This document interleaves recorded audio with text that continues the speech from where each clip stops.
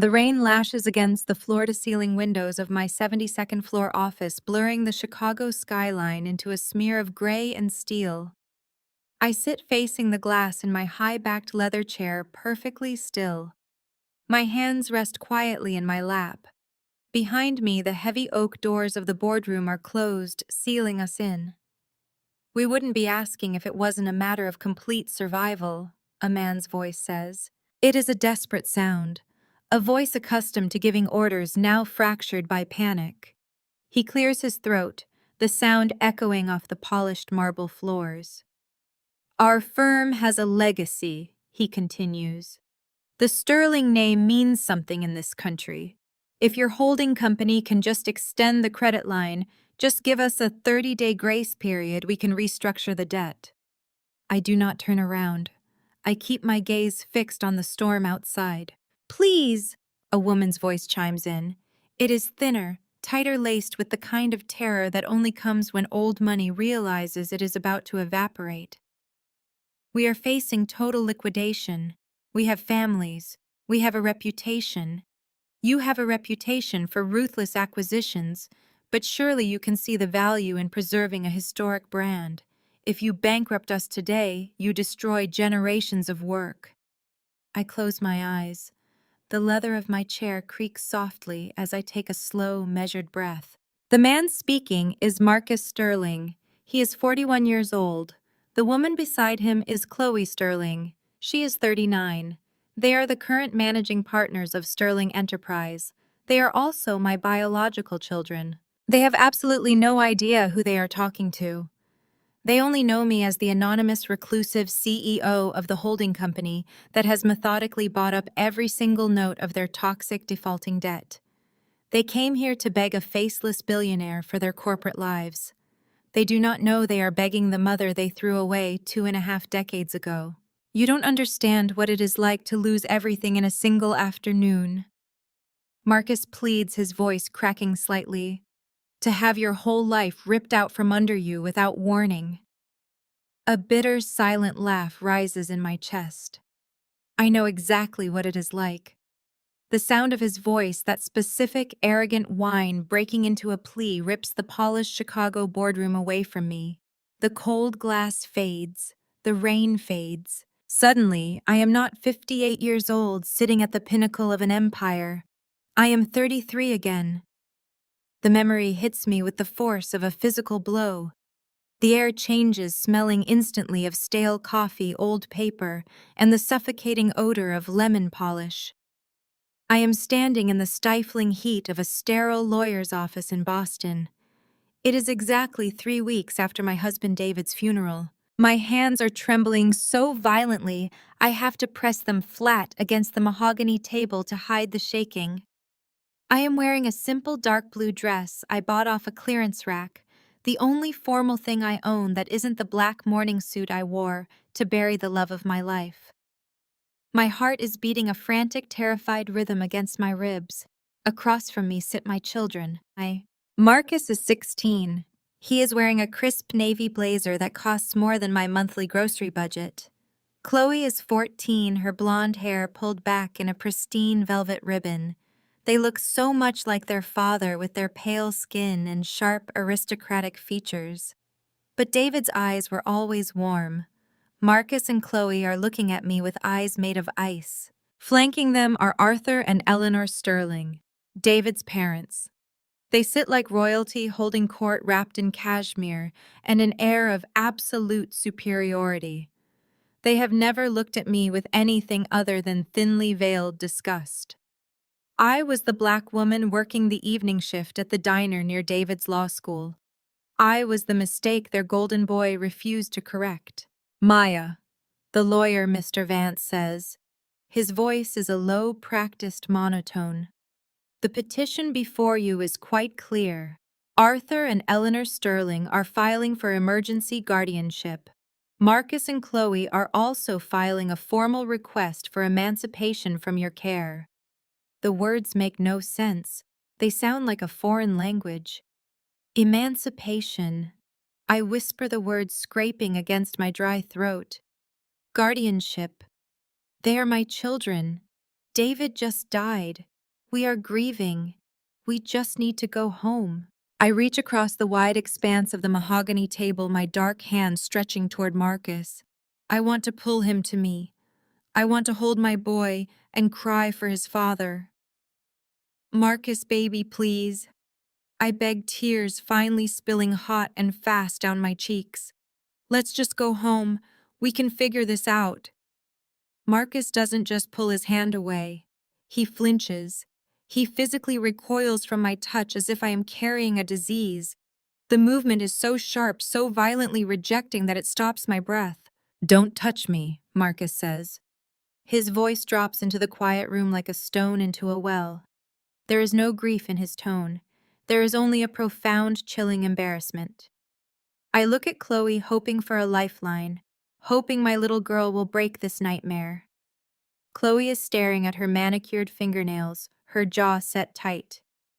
"Chloe," I choke out. "Sweetheart." Chloe finally looks up. Her blue eyes sweep over my natural hair, my cheap dress, the dark skin of my face. She looks at me the exact same way Eleanor Sterling does. "We aren't going anywhere with you," Chloe says, her voice steady and cruel. "We are staying with grandfather and grandmother. It's already decided." I shake my head, a desperate, frantic denial. "No, no, David wouldn't want this. Your father loved us. We are a family." "We are not a family," Marcus snaps, slamming his hand on the table. The sudden noise makes me jump. He leans forward, his face twisting into an ugly sneer that makes him look like a stranger. "Dad is gone, and we are done pretending, Maya." He doesn't call me Mom. He calls me Maya. "Pretending," I ask, my voice barely a breath. Arthur Sterling clears his throat, a satisfied, smug sound. But he doesn't speak. He lets Marcus do the talking. He lets my son wield the knife. "You don't fit in," Marcus says, staring me dead in the eye. "You never did. You embarrass us. You embarrass Dad even if he wouldn't admit it." "Marcus!" I sob, the pain radiating through my chest so fiercely I think my heart is actually failing. "How can you say that?" "Because it's the truth," Chloe interjects. Her voice is surprisingly calm, devoid of any childlike innocence. "Look at you. You're not like them. You're not like us." She gestures vaguely toward her grandparents, then back to herself and her brother. "The country club, the prep schools, the galas." Chloe continues, her tone clinical. "People stare at you. They stare at us because of you. We are Sterlings. We have a future in high society. We have a legacy to uphold. If we stay with you, we become a joke. We become the poor kids with the—" She pauses, her eyes darting to my dark skin. "With the working-class mother. Grandfather says our Sterling blood is what matters." Marcus adds, his chin tilting upward in a perfect imitation of Arthur's arrogant posture. "Your background, your color, it's a liability. We can't afford to be dragged down by a waitress." The room spins. The mahogany walls seem to close in on me, pressing the air from my lungs. I look at Arthur and Eleanor. They are sitting perfectly still, their expressions serene. They have spent the last 16 years quietly dropping poison into my children's ears. Every private vacation, every weekend at their estate, every expensive gift came with a lesson in superiority. They have systematically taught my own babies to hate the blood in my veins. And David is not here to protect us anymore. "They are brainwashing you," I plead, standing up from my chair. My knees shake so violently I have to grip the edge of the desk. "Marcus, Chloe, please listen to me. They are using your grief. I am your mother. I gave birth to you. I love you." "If you love us, you'll sign the papers," Marcus says coldly. "You'll let us go where we belong. We don't want you. We don't want to be associated with you." The finality in his voice is absolute. It is the tone of a man who has made a business decision. He is 16, but he has already calculated my worth and found me entirely lacking. I stand there paralyzed, a gaping wound where my soul used to be. I am completely helpless. I have no money for a lawyer. I have no powerful family to back me up. I have nothing but the overwhelming, suffocating reality that my children have looked at. My skin looked at my struggles and chosen the comfort of bigotry and wealth over my love. Mr. Vance slides a thick stack of papers across the polished wood. The pages whisper against the table. The children have already signed their affidavits of preference. The lawyer says, his voice devoid of any human empathy. Arthur and Eleanor have established a trust for their care. You do not have the financial means to provide the lifestyle they are accustomed to. If you contest this, the Sterling family is prepared to drag this through the courts for years. They will bury you in legal fees, Maya. You will lose. I look down at the papers. I look at the signatures of my son and daughter written in stark blue ink. They have already erased me. Sign it. Arthur Sterling finally speaks. His voice is a low, triumphant rumble. Take yourself out of their lives and go back to where you belong. I pick up the pen. My hand feels completely numb, detached from my body. The tears are blinding me, dropping onto the legal documents and blurring the ink. I sign my name. I sign away the only things I have left in this world. The second the pen leaves the paper, Marcus and Chloe stand up. They do not hesitate. They do not pause to look at my tear-stained face. They do not offer a final hug or a word of goodbye. They simply turn their backs on me. Marcus walks to the heavy oak door and pulls it open. Chloe follows right behind him, her velvet ribbons swaying perfectly with her steps. They walk out into the hallway, their footsteps echoing on the tile, moving toward a future built on my erasure. They do not look back. The heavy door clicks shut, the sound echoing like a gunshot in the silent room. I collapse back into my chair, burying my face in my hands. The sobs tear out of my throat, ugly and loud and entirely broken. I weep for my dead husband. I weep for my stolen children. I weep for the profound, agonizing injustice of being thrown away for the color of my skin. I am entirely alone. Mr. Vance clears his throat, a sharp, abrasive sound that cuts through my sobbing. I lower my hands, my vision swimming with tears as the lawyer reaches into a manila folder. He does not offer a tissue. He does not offer a word of comfort. Instead, he slides a single crisp white sheet of paper across the desk until it rests right in front of me. Arthur Sterling also instructed me to give you this. Mr. Vance says, his voice like cracking ice. It is a formal 30-day eviction notice for the property you currently reside in. The house belonged to David's trust, which now belongs to the children. You have 1 month to vacate the premises. I packed my life into 42 cardboard boxes while strangers watched. Arthur Sterling didn't just send the eviction notice. He sent 2 private security contractors to monitor my departure. They stood in the hallway of my own home, their hands clasped firmly behind their backs. They watched me wrap my clothes in old newspaper. They watched me walk away from David's favorite reading chair. They were there to ensure I didn't take anything the Sterlings considered their historical property. I drove to the bank the next morning, desperate to withdraw enough money to hire a decent lawyer. The teller typed on her keyboard, her brow furrowing in confusion. She looked at me with a nervous, pitying apology. The accounts were frozen. All of them. Arthur had filed an emergency injunction.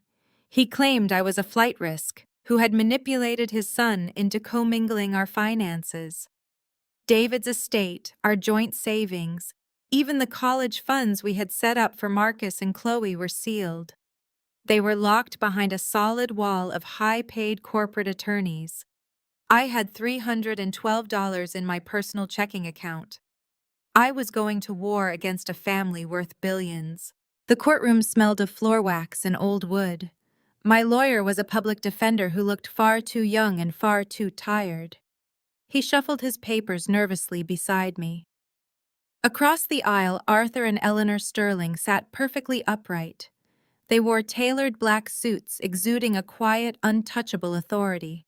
Their lead attorney painted a picture of me that I didn't recognize. He called me an opportunist.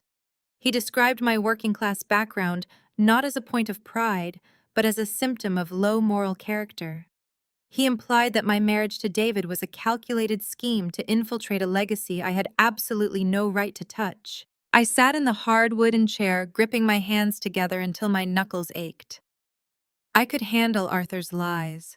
I had spent 16 years enduring his quiet hostility at Thanksgiving dinners and country club weddings. But then the heavy double doors at the back of the room opened, and the bailiff called the next witnesses. My heart stopped beating. My chest hollowed out completely. Marcus and Chloe walked down the center aisle. They didn't look at me. Marcus took the oath first. His voice was steady. It projected the confident resonance of a young man already groomed for power. The sterling lawyer approached the stand with a sympathetic smile. He asked Marcus to describe his home environment. My son looked directly at the judge. He didn't blink. He said my temper was unpredictable. He claimed I threw things, that I raged at David over money, that I harbored a deep, unhinged jealousy of the Sterling family's success. She was resentful, Marcus said smoothly. She always made comments about our grandparents. She made us feel guilty for having nice things. It was an emotionally violent house. I couldn't breathe. Every word was a knife meticulously placed between my ribs. I looked at the judge, begging him silently to see the rehearsal in my son's posture. I wanted him to hear the coached cadence of his speech. David would have screamed. He would have torn this courtroom apart to stop this. But David was in the ground, and I was entirely alone. Then it was Chloe's turn. My little girl stepped up to the witness box. Her hands were folded neatly in her lap. The lawyer asked if she ever felt safe with me. No, Chloe answered. Her voice trembled perfectly on cue. She used to yell at us in this aggressive tone. She wasn't refined like Dad. She was always so loud. She embarrassed us in front of our friends. She's just... Chloe paused, her eyes darting to Arthur for a brief second. She's just too volatile to be a mother. The racist microaggressions hung in the sterile air, heavy and suffocating. Aggressive, loud, volatile. It was the coded language of bigotry. It had been fed to my children and was now being parroted back under oath. They were painting me as the angry, unhinged black woman who terrorized her gentle, wealthy white husband and children. I looked at the teenagers I had carried, birthed, and raised. I saw Arthur's smirk reflected in their posture. The betrayal was absolute. It severed the last lingering cord of maternal hope I was clinging to. The judge nodded sympathetically at Chloe. The gavel came down shortly after. The ruling was swift and devastating. The Sterlings retained full guardianship. The estate remained frozen in probate, effectively locking me out permanently. I lost everything in less than 40 minutes. I spent the next 2 weeks living in a cheap motel by the interstate. The neon sign outside my window flickered a harsh red light across the thin bedspread. It buzzed continuously, a grating soundtrack to my misery. I drank tap water from plastic cups. I barely ate. I barely slept. I just stared at the water stains on the cracked ceiling. The silence of the room was crushing. I had no husband. I had no children. I had no home. My bank account was dwindling dangerously low. I was running out of time and options. On the 15th day, I opened the small, battered lockbox I had managed to take from the house. It held our marriage certificate, David's death certificate, and a stack of old mail. At the very bottom lay a single heavy piece of parchment. It was a property deed. 5 years ago, David had purchased a small, abandoned industrial lot on the edge of the city limits. He put it entirely in my name. It was a sweet, impulsive anniversary gift, because he knew I loved the old brick architecture in that district. The Sterlings had overlooked it. Their corporate lawyers hadn't bothered to search for assets under my maiden name, which David had deliberately used on the deed. It was a worthless, toxic patch of dirt in a forgotten neighborhood, but it was mine. It was the only thing Arthur Sterling hadn't stolen from me. I drove my aging sedan to the property the following morning. The sky was overcast heavy with the threat of rain. The industrial landscape was bleak, filled with crumbling factories and empty warehouses. I pulled up to the curb and stepped out into the damp, cold air. The lot was surrounded by a rusted chain-link fence. Weeds pushed aggressively through the cracked concrete. Piles of discarded tires and broken wooden pallets littered the ground. It smelled of wet rust and stagnant water. A dilapidated brick structure stood in the center, its windows shattered and its roof sagging under its own weight. I stood at the padlocked gate, gripping the cold metal wire. The wind whipped my hair across my face. I looked at the trash, the decay, the absolute ruin of the place. It felt like a perfect reflection of my life, stripped bare, toxic, forgotten. I lowered my head, the fight finally draining out of my bones. My shoulders slumped as the weight of the last month pressed down on me. I was ready to walk away. I was ready to surrender to the overwhelming despair and disappear completely. Then the loud crunch of gravel behind me broke the silence. A sleek black luxury sedan pulled up to the curb just a few yards from my car. A man stepped out. He wore a sharp, charcoal gray suit that looked wildly out of place in the derelict neighborhood. He carried a polished leather briefcase in one hand and a heavy-duty staple gun in the other. He didn't notice me standing in the shadows of an overgrown oak tree near the corner of the fence. He walked straight to the rusted front gate.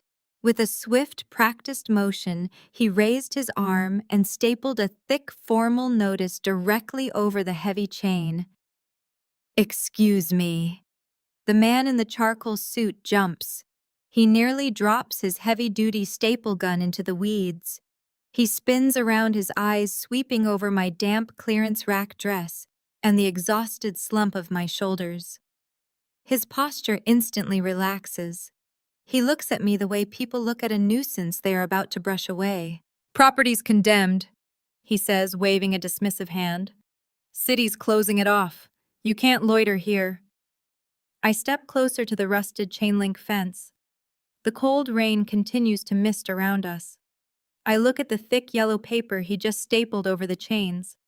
It is a notice of blight. "I am not loitering," I say. "I own this lot." The man stops. He pulls a sleek smartphone from his pocket, taps the screen a few times and squints at it. He looks back up at me, a sudden oily smile stretching across his face.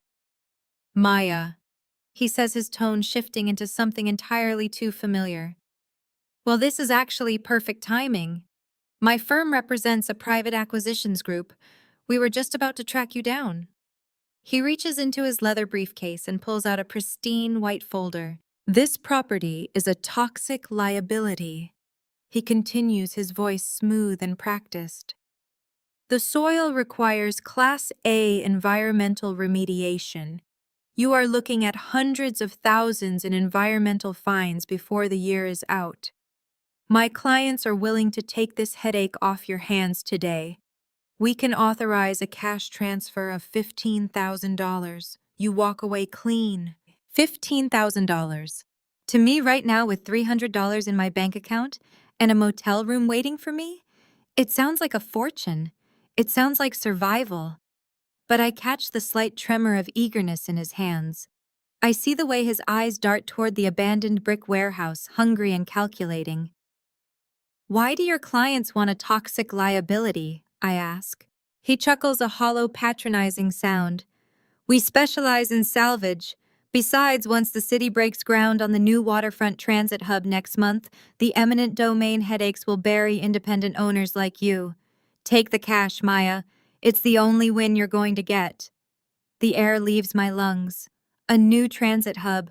David had always loved this lot. He used to trace the property lines on old city maps at our kitchen table. He always told me that the city would eventually have to expand westward, right through this forgotten industrial artery. "They just don't see the vision yet, Maya," he would say, tapping my temple gently. "But you do. You always see what things can become." The developer holds out a sleek silver pen. He is waiting for me to surrender. He expects me to take the scraps he is offering because he looks at me and sees someone desperate. I look at the pen. I look at the crumbling bricks of the warehouse.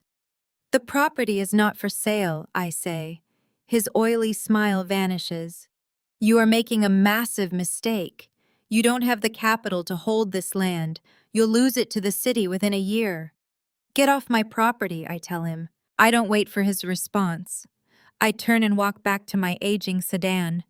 My hands are shaking as I grip the steering wheel, but for the first time in weeks, the tears do not come.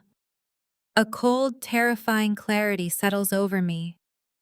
This toxic patch of dirt is my only weapon. It is the only piece of the board the Sterlings do not control. I just have to figure out how to use it. The next 3 years of my life are a masterclass in silent, brutal endurance. I secure a job as a night shift medical dispatcher at a downtown hospital. The hours are punishing. From 7 in the evening until 7 in the morning, I sit in a windowless, fluorescent-lit room routing emergency calls and managing chaos. The headset digs a permanent groove into my ear. I survive on stale coffee and vending machine crackers. Every single paycheck is ruthlessly divided. I pay the exorbitant property taxes on the industrial lot, and I pay for my tiny, unheated studio apartment. There is nothing left over. There are no new clothes. There are no moments of leisure. When my hospital shift ends, I do not go home to sleep. I take the early bus straight to the Central Public Library. I sit at the same scarred wooden table in the reference section every single day. I pull mountains of books on commercial real estate law, urban zoning codes, and environmental remediation. The text is dense and impenetrable at first. I spend hours looking up legal precedents and financial terminology. I teach myself how to read municipal blueprints.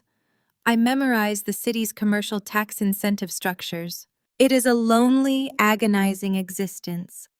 There are days when the physical exhaustion is so profound that my vision blurs, and the heavy legal textbooks feel like lead weights. The library security guards routinely have to wake me up when my head hits the table. But my mind is sharpening. It is becoming a weapon. I learn exactly what it takes to rezone an industrial brownfield. I learn how to leverage government grants for toxic soil cleanup. I draft business plans, tear them up, and draft them again. I go to local banks to ask for development loans. I sit in their polished lobbies wearing a cheap thrift store suit. Loan officers take one look at me, a black woman with no corporate backing, holding a deed to a contaminated warehouse, and they laugh me out of their offices. They tell me my projections are fantasy. They tell me I lack the pedigree for commercial development. I swallow the humiliation. I go back to the library. I rewrite the projections. One bleak Tuesday morning in late November, the exhaustion nearly breaks me. I am in the hospital break room at the end of a grueling 14-hour shift. My hands ache and my eyes are burning. I am wiping down the coffee counter when I see a glossy magazine left behind on a nearby table. It is the city's premier high society publication, the kind printed on thick, heavy paper. I reach out to throw it in the recycling bin. The magazine falls open to a 2-page spread. My heart completely stops. There they are, Marcus and Chloe. They are in their early 20s now. The photograph was taken at a lavish winter gala. Marcus is wearing a bespoke tuxedo holding a crystal tumbler of champagne. He is laughing, his head thrown back, radiating an absolute, untouchable arrogance.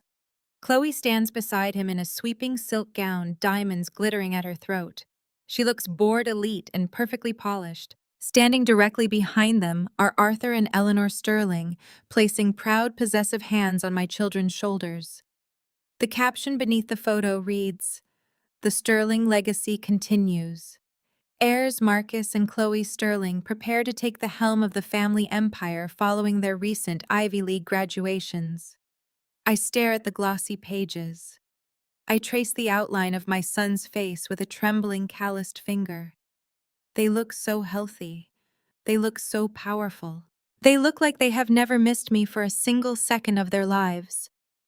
The profound, suffocating grief I felt in the lawyer's office all those years ago threatens to pull me under. I want to fall to the linoleum floor and scream. I want to tear the magazine to shreds. Instead, I gently close the pages. The pain doesn't break me. It calcifies. It hardens into a thick, impenetrable sheet of ice around my heart. I look at my cracked fingernails. I look at the dark circles under my eyes in the break room mirror. I realize that the Sterling family thinks they have buried me. They think they left me in the dirt. They don't realize that I am a seed. I leave the hospital and march directly to the library. I do not sleep for the next 36 hours. I refine my development proposal until it is absolutely flawless.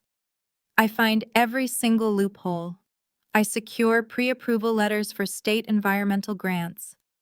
I compile foot traffic data that proves my abandoned lot is the only viable access point for the city's new multi-billion-dollar transit hub. I stop asking the massive established banks for permission to exist. I find a hungry mid-level commercial lending firm looking to make a name for themselves.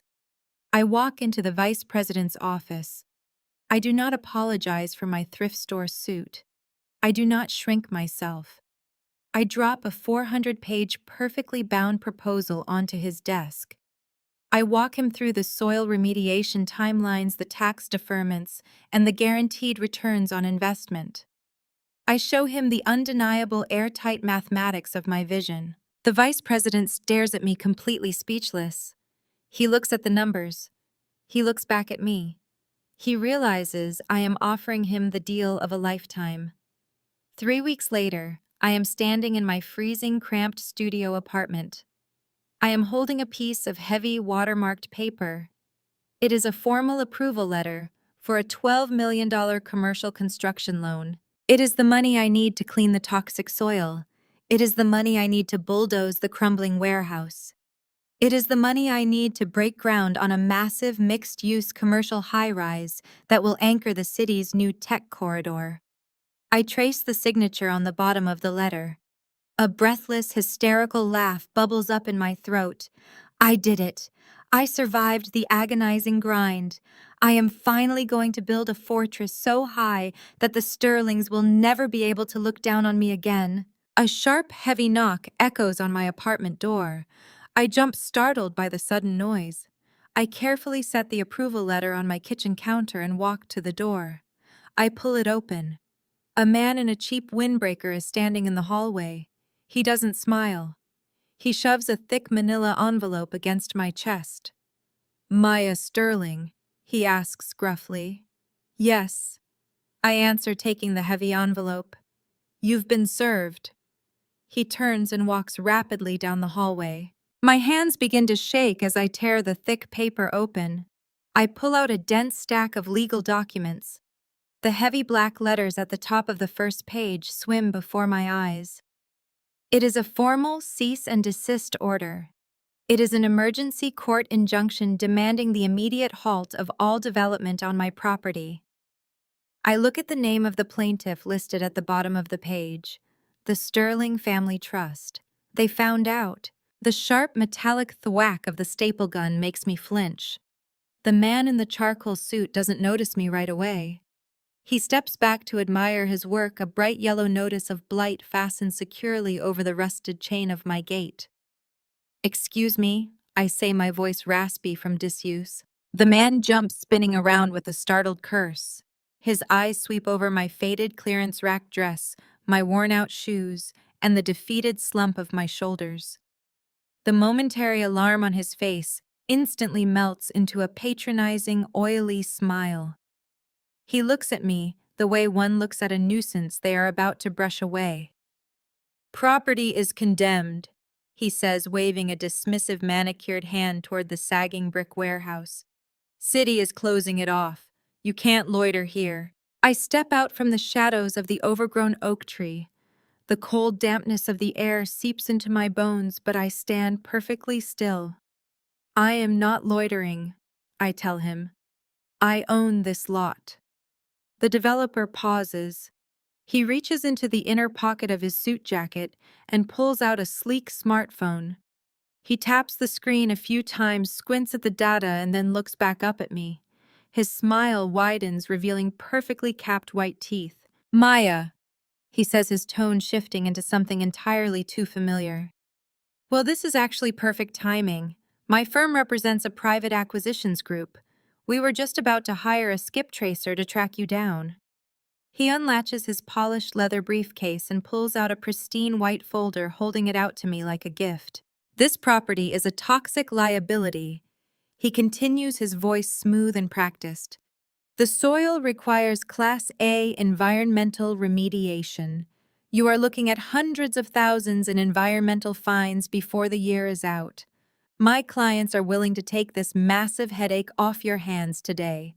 We can authorize a cash transfer of $15,000 by tomorrow morning. You sign the deed over and you walk away clean. $15,000. To me right now, with exactly $312 in my frozen checking account and a cheap buzzing motel room waiting for me, it sounds like an absolute fortune. It sounds like survival. It sounds like a chance to breathe.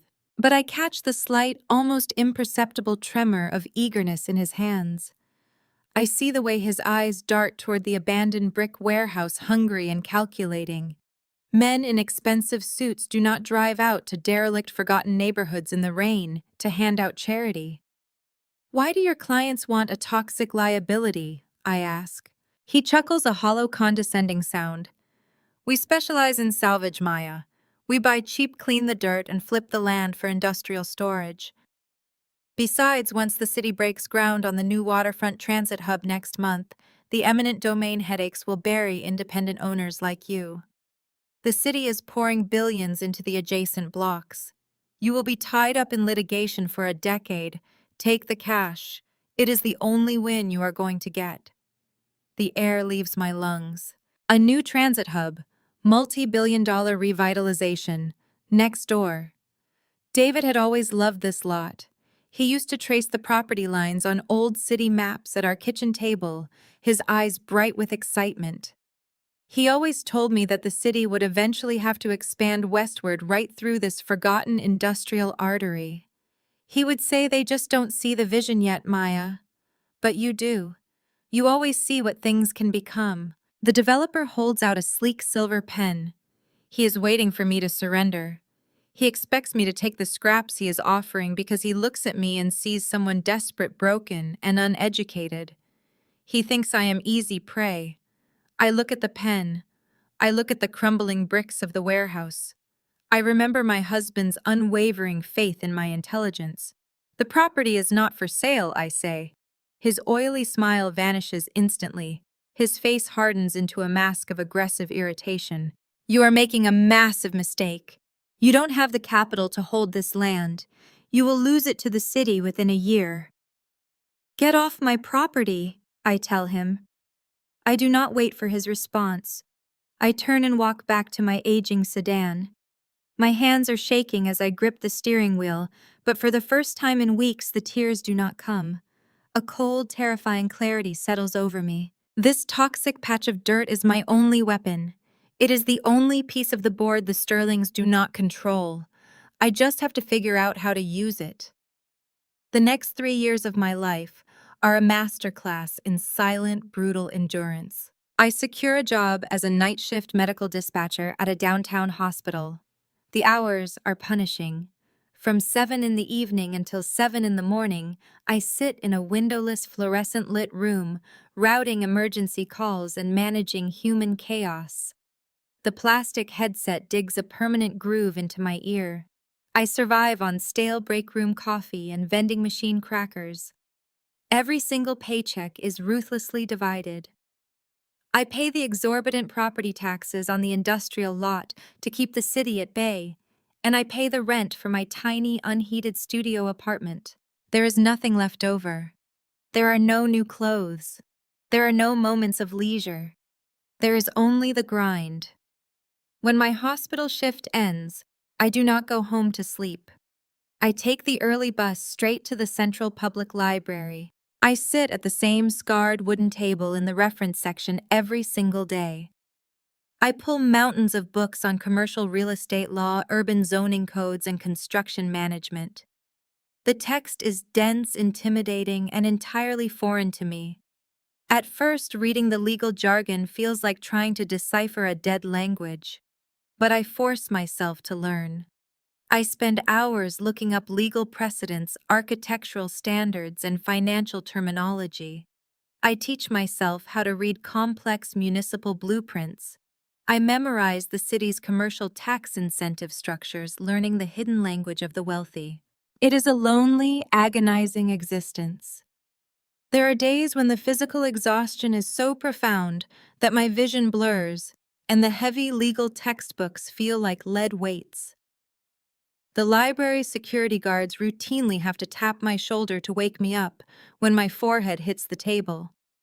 My body aches constantly from sitting in hard wooden chairs and sleeping on a cheap mattress.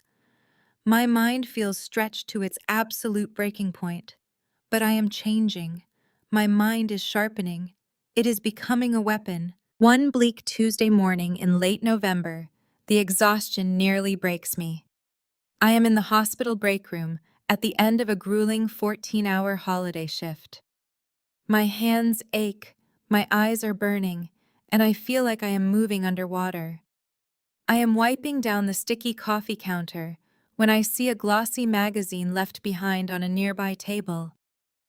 It is the city's premier high society publication, the kind printed on thick, heavy paper that smells like expensive ink. I reach out to throw it in the recycling bin. The magazine falls open to a 2-page spread. My heart completely stops. There they are, Marcus and Chloe. They are in their late teens now, standing on the precipice of adulthood. The photograph was taken at a lavish winter gala. Marcus is wearing a bespoke tuxedo, holding a crystal tumbler of champagne. He is laughing, his head thrown back, radiating an absolute untouchable arrogance. He looks exactly like Arthur Sterling. Chloe stands beside him in a sweeping silk gown, diamonds glittering at her throat. She looks bored, elite, and perfectly polished. Standing directly behind them are Arthur and Eleanor, placing proud, possessive hands on my children's shoulders. They look like royalty. The caption beneath the photo reads that the Sterling legacy continues, and heirs Marcus and Chloe Sterling prepare to enter the Ivy League perfectly poised to take the helm of the family empire.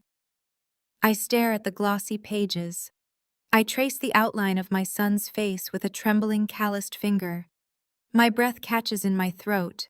They look so healthy. They look so powerful. They look like they have never missed me for a single second of their lives. They are perfectly assimilated into the world that threw me away, groomed to inherit the empire built by the man who destroyed my life. The profound, suffocating grief I felt in the lawyer's office all those years ago threatens to pull me under. I want to fall to the cold linoleum floor and scream. I want to tear the magazine to shreds. The injustice of it burns in my throat like battery acid. Instead, I gently close the pages. The pain doesn't break me. It calcifies. It hardens into a thick, impenetrable sheet of ice around my heart. I look at my cracked fingernails. I look at the dark circles under my eyes in the break room mirror.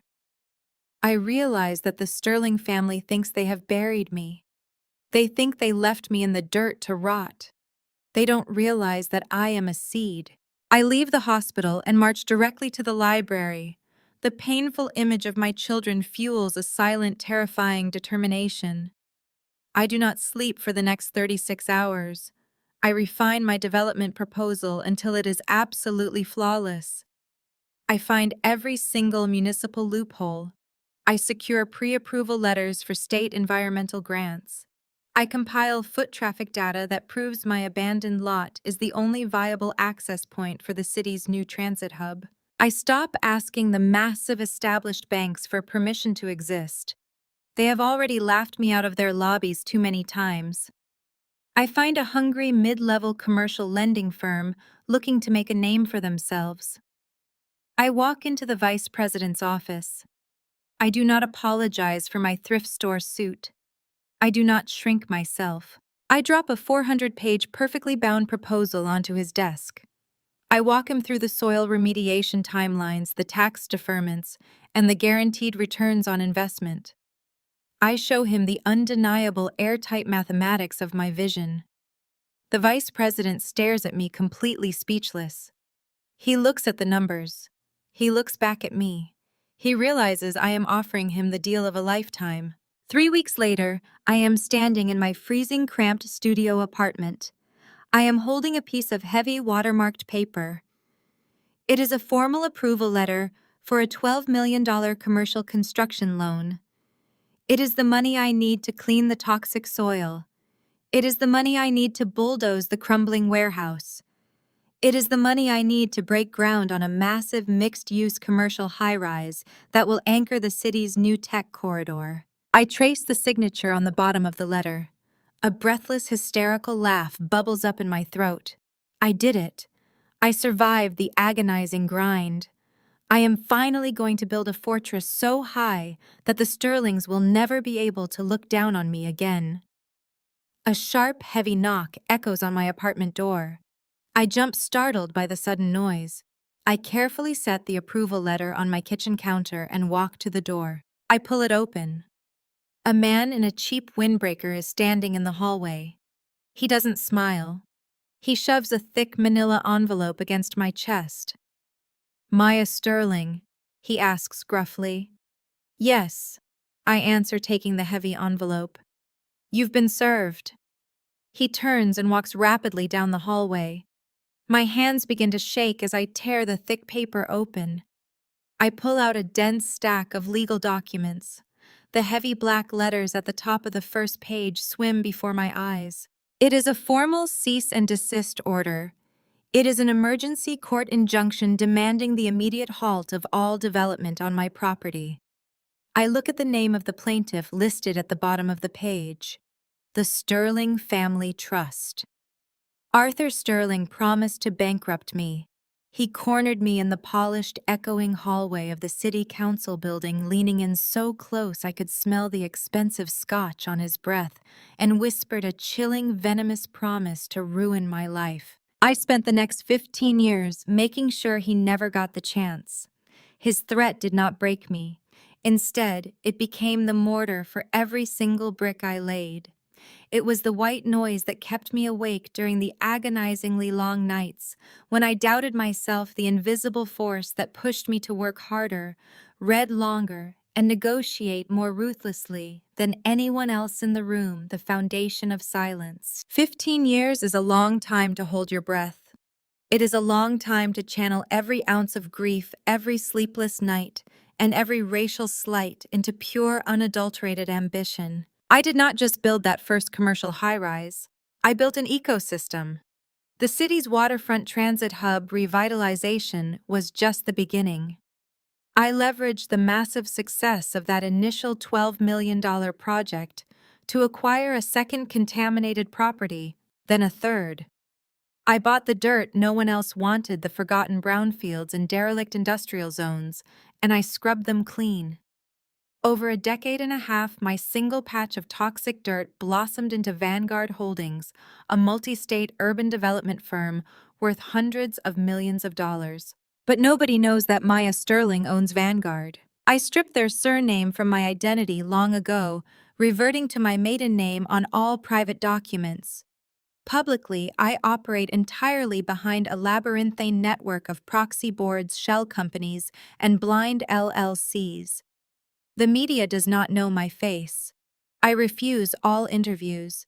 I decline the glossy magazine features and the Women in Real Estate awards. My peace is worth infinitely more than public recognition. I have no desire to be a target ever again. Instead, I have surrounded myself with a chosen family of fiercely loyal, fiercely protective colleagues. Chief among them is Elias. He was the hungry mid-level vice president at the commercial lending firm who took a chance on my 400-page proposal 15 years ago. Today, he is my chief financial officer. He knows my history, he knows my scars, but he has never once looked at me with pity. We share a silent understanding in this industry. You either build the fortress, or you end up buried beneath it. The sterling rot. While my empire was quietly ascending in the shadows, the Sterling legacy was beginning to rot in the sunlight. Arthur Sterling passed away 5 years ago. I read his obituary in the financial papers while drinking my morning coffee, feeling absolutely nothing but a cold, distant closure. He left the keys to his sprawling corporate kingdom to the only heirs he had deemed worthy, Marcus and Chloe. They are adults now. They possess all of their grandfather's staggering arrogance, but absolutely none of his ruthless, meticulous business acumen. They view the Sterling corporate accounts not as a complex machine requiring maintenance, but as a limitless personal treasury. I have watched them from afar, tracking their movements through society pages and mandatory financial disclosures. I have watched my children become exactly what Arthur trained them to be, entitled, reckless, and soft. The pain of seeing them, of recognizing the shape of David's jaw on Marcus's face, or the exact shade of my own eyes in Chloe's glare, never fully goes away. But the ice that formed around my heart in that Boston lawyer's office holds firm. I cannot afford to bleed for people who do not want me. The dossier. The rain is lashing heavily against the floor-to-ceiling windows of my office on a dreary Tuesday afternoon when Elias walks in. He does not bother knocking. He bypasses the seating area and walks directly to my heavy oak desk, his expression grim and intensely focused. He drops a thick red confidential dossier onto the polished wood. "I've been running the shadow audits you requested," Elias says, his voice low. "You need to look at this right now." I open the folder. The first page is a consolidated summary of Sterling Enterprises' current financial health. I read the numbers once, blink, and read them again. A cold shiver of disbelief runs down my spine. "They're drowning Maya," Elias says, leaning his hands on my desk. "Arthur's ghost kept the ship afloat for a few years, but Marcus and Chloe are actively scuttling it. They are hemorrhaging capital faster than I've ever seen." I turn the pages, my eyes scanning the meticulous breakdown Elias has compiled. It is a masterclass in inherited incompetence. The retail hemorrhage. Marcus leveraged the firm's core liquid assets to purchase a dying chain of luxury retail stores, attempting a vanity turnaround that failed miserably within 18 months. The resort catastrophe. Chloe funneled tens of millions into an exclusive doomed eco-resort in the Caribbean, ignoring critical environmental regulations that mirrored the very exact municipal codes I had memorized to build my own fortune. The toxic over-leveraging. To cover their catastrophic personal and professional losses, they have begun using the original historical Sterling trusts as collateral for high-interest predatory bridge loans. I stare at the bottom of the loan agreements. There, stamped in stark blue ink, are their signatures: Marcus and Chloe. My breath catches in my throat. The last time I saw their signatures in blue ink, it was on the emancipation affidavits that severed me from their lives. The profound, heartbreaking irony of it sits heavy in my chest. My children are ruining themselves because they were only ever taught how to inherit, never how to build. "How bad is the exposure?" I ask, my voice stripped of all emotion. "Fatal," Elias replies flatly. "They are floating their debt by taking out new loans to pay the interest on the old ones. It's a corporate death spiral. Within 6 months, the creditors are going to start liquidating the Sterling assets to recoup their losses." I close the folder. I look out the window at the gray skyline, the sprawling network of concrete and steel that I fought tooth and nail to carve my space into. I think of Arthur's smug face. I think of the security guards watching me pack my life into cardboard boxes. I think of the absolute freezing terror of having $300 to my name. We aren't going to let the creditors liquidate them, Elias, I say quietly. He raises an eyebrow. Maya, if you're suggesting a bailout, I am suggesting an acquisition. I correct him, turning back to face my CFO. I want you to use our proxy firms. I want you to set up 3 new blind LLCs by the end of the week. I want you to go into the secondary market and start buying up their distressed debt. Every terrible commercial loan, every over-leveraged mortgage, every piece of toxic paper they have signed. Buy it quietly. Buy it for pennies on the dollar. Elias stares at me, a slow, understanding smile spreading across his face. He recognizes the strategy instantly. I am not going to fight the Sterlings in a courtroom. I am going to buy the ground out from under their feet. Consider it done, Elias says, the master key. For the next 8 months, we move like ghosts through the financial sector. Vanguard Holdings, operating entirely through nameless proxy corporations, systematically acquires the fractured pieces of the Sterling empire. Every time Marcus misses a margin call, we buy the debt. Every time Chloe extends a line of credit, we purchase the paper. I become the silent, invisible architect of their financial reality. I own their failures. Then, on a crisp morning in early October, Elias walks into my office with a single thin file. He doesn't look triumphant. He looks almost breathless. He slides a single sheet of paper across my desk. This just cleared the wire, Elias says softly. I look down at the document. It is the deed to the primary operating line of credit for Sterling Enterprise. It is the master key to their entire corporate structure, the massive underlying loan that keeps their payroll running, their lights on, and their doors open. They missed the balloon payment yesterday, Elias says, his eyes locked on mine.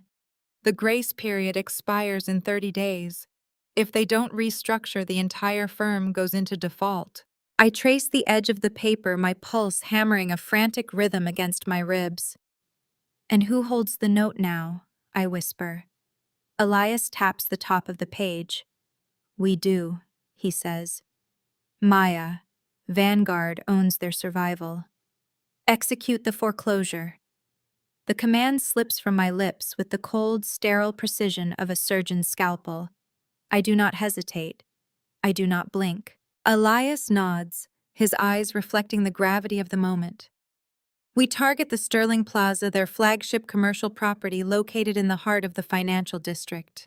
It is a building Arthur Sterling had prized above all others, a towering monument to his ego. Within 48 hours, the legal notices are served. Elias attends the preliminary arbitration meeting the following morning, acting as the designated face of Vanguard's proxy firm. When he returns to my office, he bypasses the chairs and leans heavily against the edge of my desk.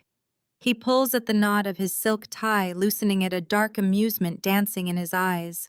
They brought an absolute army of legacy lawyers, Elias reports, shaking his head. It was a bloodbath, Maya. Marcus spent the entire hour shouting across the mahogany. He threatened to have me disbarred, investigated by the state, and personally blacklisted from every country club on the eastern seaboard. Chloe was worse. When we firmly refused to negotiate a grace period on the interest rate, she threw a crystal water pitcher at the wall. They genuinely believe they can bully a corporate entity into submission through sheer volume and entitlement. They think they are fighting a faceless bureaucratic machine. They think they are negotiating with a boardroom full of men who can be intimidated by the Sterling name. I need to see it for myself. Not the legal paperwork, not the financial transcripts, but them. The children I birthed, the heirs who actively erased me.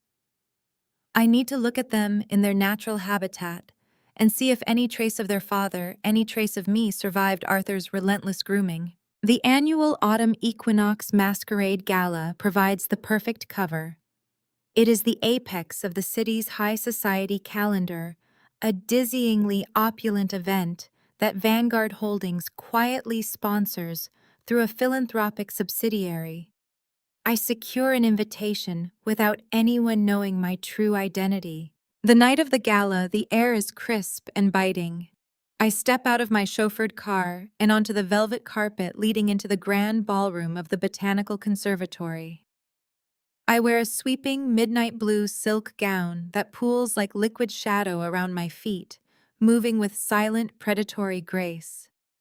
A masterfully crafted Venetian mask of stiff black lace and silver filigree conceals the upper half of my face, leaving only my dark eyes and painted lips visible. I glide through the cavernous room completely anonymous amidst the sea of inherited wealth.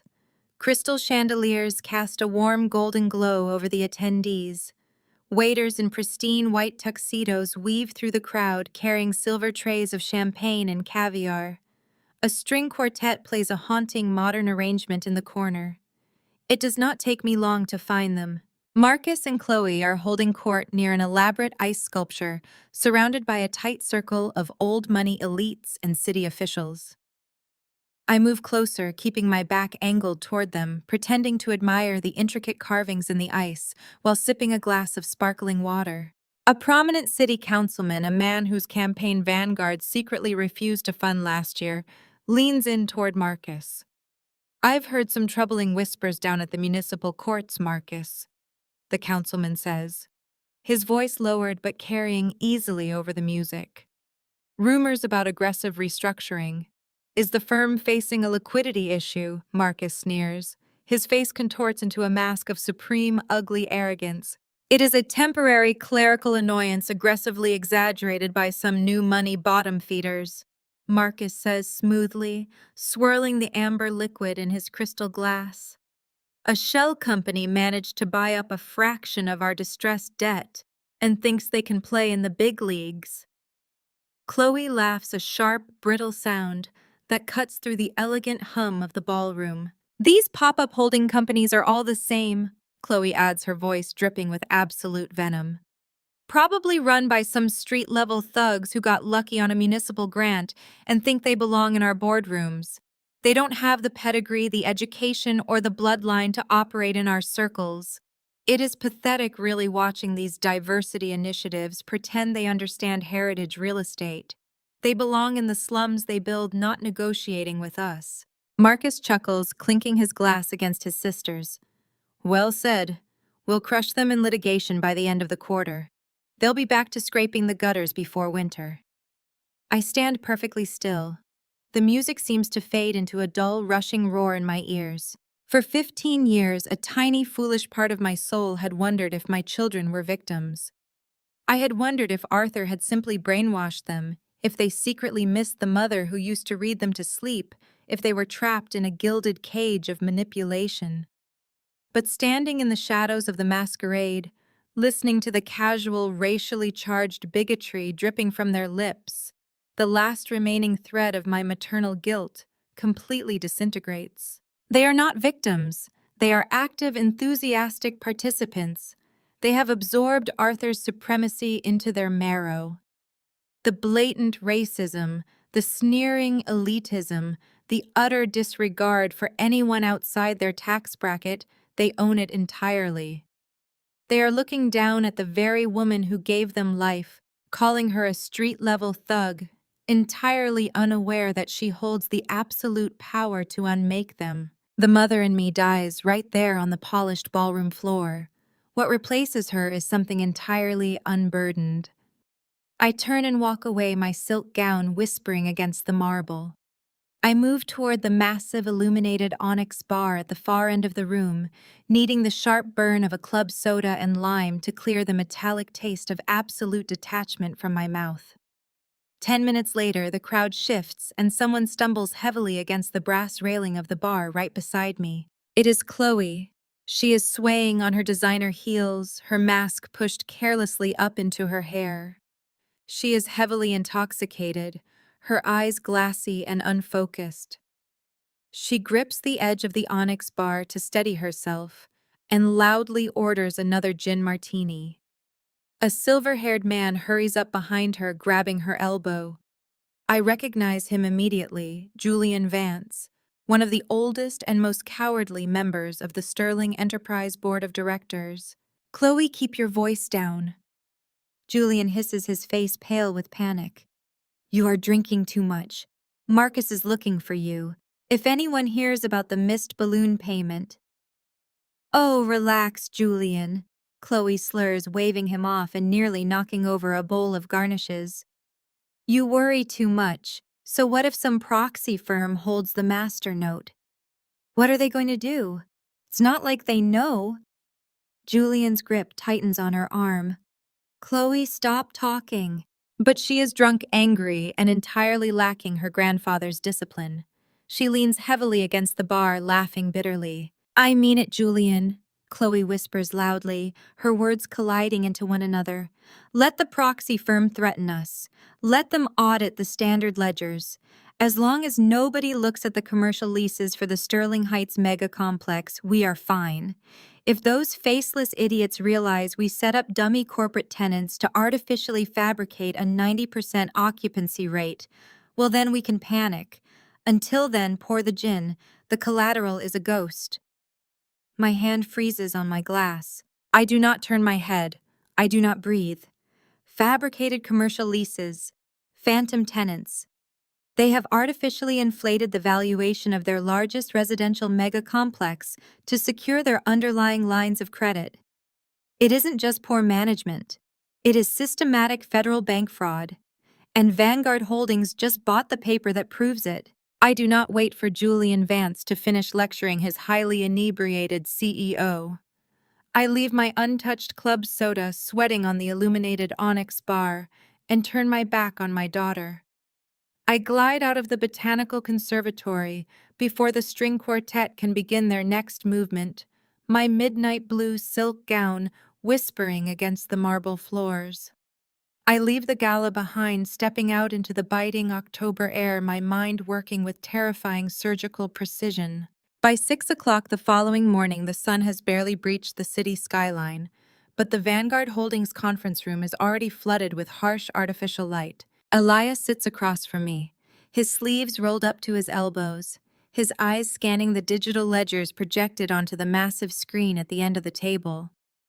I had called him at 3 in the morning, waking him from a sound sleep with a single directive: pull every commercial lease record for the Sterling Heights mega complex. You were right, Elias whispers, rubbing a hand across his jaw in disbelief. It's a phantom tenant scheme. It is so incredibly arrogant I almost missed it. He taps a key on his laptop, and the screen highlights a dozen corporate entities leasing premium retail space in the Sterling Heights building. They established these shell companies 6 months ago, Elias explains, pointing to the data. They used the firm's dwindling cash reserves to fund the LLCs and then used those same LLCs to sign 10-year above-market commercial leases at Sterling Heights. They are literally paying rent to themselves using borrowed capital. It artificially inflates the building's occupancy rate to 95%, which allowed them to secure that massive operating line of credit based on fabricated valuation. And because Vanguard now holds the master note on that line of credit, I say, my voice eerily calm, we also hold the fraudulent collateral. It's federal bank fraud, Maya, Elias says, looking at me with a mixture of awe and apprehension. If the market finds out, if the regulators find out, Sterling Enterprise doesn't just go bankrupt. Marcus and Chloe go to federal prison. They are running out of cash to fund the dummy corporations. I observe, studying the dwindling reserves on the screen. They need a massive legitimate capital injection to keep paying the fake rent, or the entire house of cards collapses within weeks. Elias nods slowly. The Phase 2 waterfront development contract. The city is awarding it on Friday. The municipal advance on a project that size would be enough to cover their fraudulent margins for another 2 years. They have banked their entire survival on winning that bid. I lean back in my leather chair. I think of Marcus sneering at the gala, bragging about how they would crush the new money bottom feeders. I think of Chloe's casual, aristocratic bigotry, dismissing me as a street-level thug who did not belong in their boardrooms. They believe they are untouchable, protected by the golden shield of their bloodline. It is time to strip that shield away. Cut our bid, I command. Elias blinks. Maya, our proposal is already highly competitive. If we cut it any further, we'll be operating at cost. There won't be any profit margin for Vanguard. I do not care about the profit margin, I tell him, my eyes locked on the projected screen. I want the contract. Slash our bid by 20%. Bleed the margins dry. Submit the revised proposal directly to the Transit Authority by noon. We are going to sever their last lifeline. The strike is swift, silent, and absolutely devastating. On Friday morning, the city officially announces that Vanguard Holdings has been awarded the multi-billion-dollar Phase 2 waterfront development contract, citing our unprecedented, highly efficient budget proposal. The fallout within the financial sector is instantaneous. Sterling Enterprise, having staked its entire fiscal quarterly projections on the municipal advance, immediately misses a critical margin call on a secondary loan. By Monday morning, the scent of blood is in the water. The financial press picks up the story of their lost bid, publishing speculative articles about the firm's sudden lack of liquidity. Institutional investors, already nervous about Marcus's erratic leadership, begin dumping their shares. The sterling stock goes into a spectacular, unrecoverable freefall. It drops 30% by Tuesday afternoon. Creditors, sensing the impending doom, begin frantically calling in their debts. On Wednesday, Elias walks into my office. He does not bring a thick dossier this time. He is simply holding his smartphone. My direct line has been ringing every 20 minutes, Elias says, leaning against the doorframe. It is Marcus's executive assistant. They track the holding company that owns their masternote back to us. They don't know who you are, but they know Vanguard holds the paper that can either save them or sink them. What do they want? I ask, not looking up from the blueprint spread across my desk. A surrender, Elias replies softly. They are begging for an emergency private meeting with the CEO of Vanguard. They want to negotiate a buyout, a mercy deal to keep the firm out of total liquidation. I slowly cap my silver pen. I place it precisely parallel to the edge of the blueprint. The silence in my office feels heavy, thick with the weight of the moment. Schedule it for 3 o'clock this afternoon, I say, right here in my boardroom. The ensuing hours blur into a state of hyper-focused preparation. I do not feel anxious. I do not feel the familiar suffocating terror that used to grip my chest whenever the sterling name was mentioned.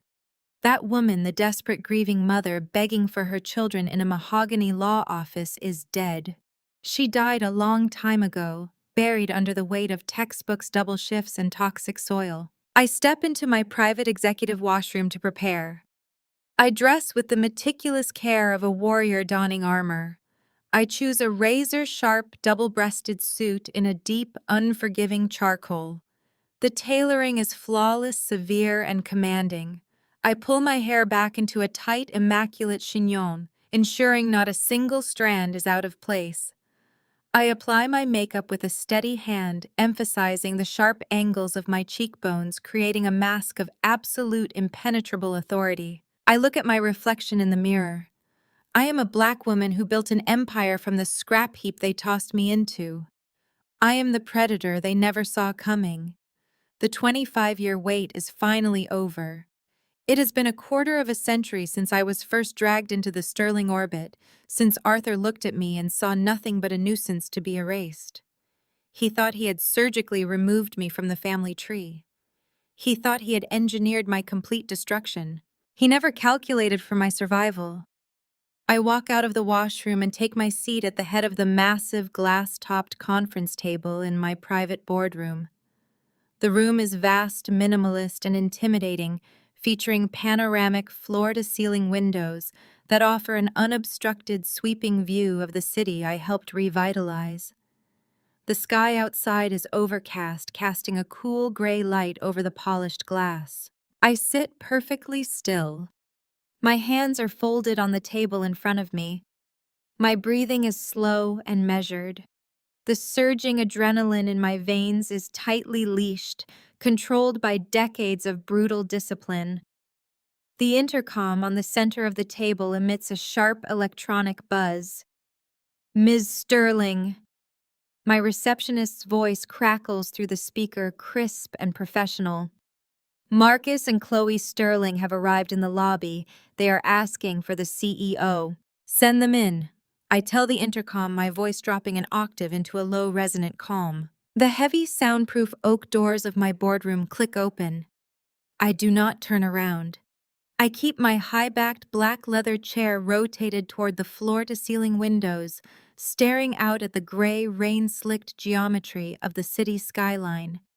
I can hear the sharp, syncopated click of Chloe's designer heels on the polished hardwood, followed by the heavier, aggressive stride of Marcus. They walk into the room radiating the exact same suffocating aura of unearned privilege that Arthur Sterling had weaponized against me 25 years ago. Thank you for seeing us on such short notice, Marcus begins.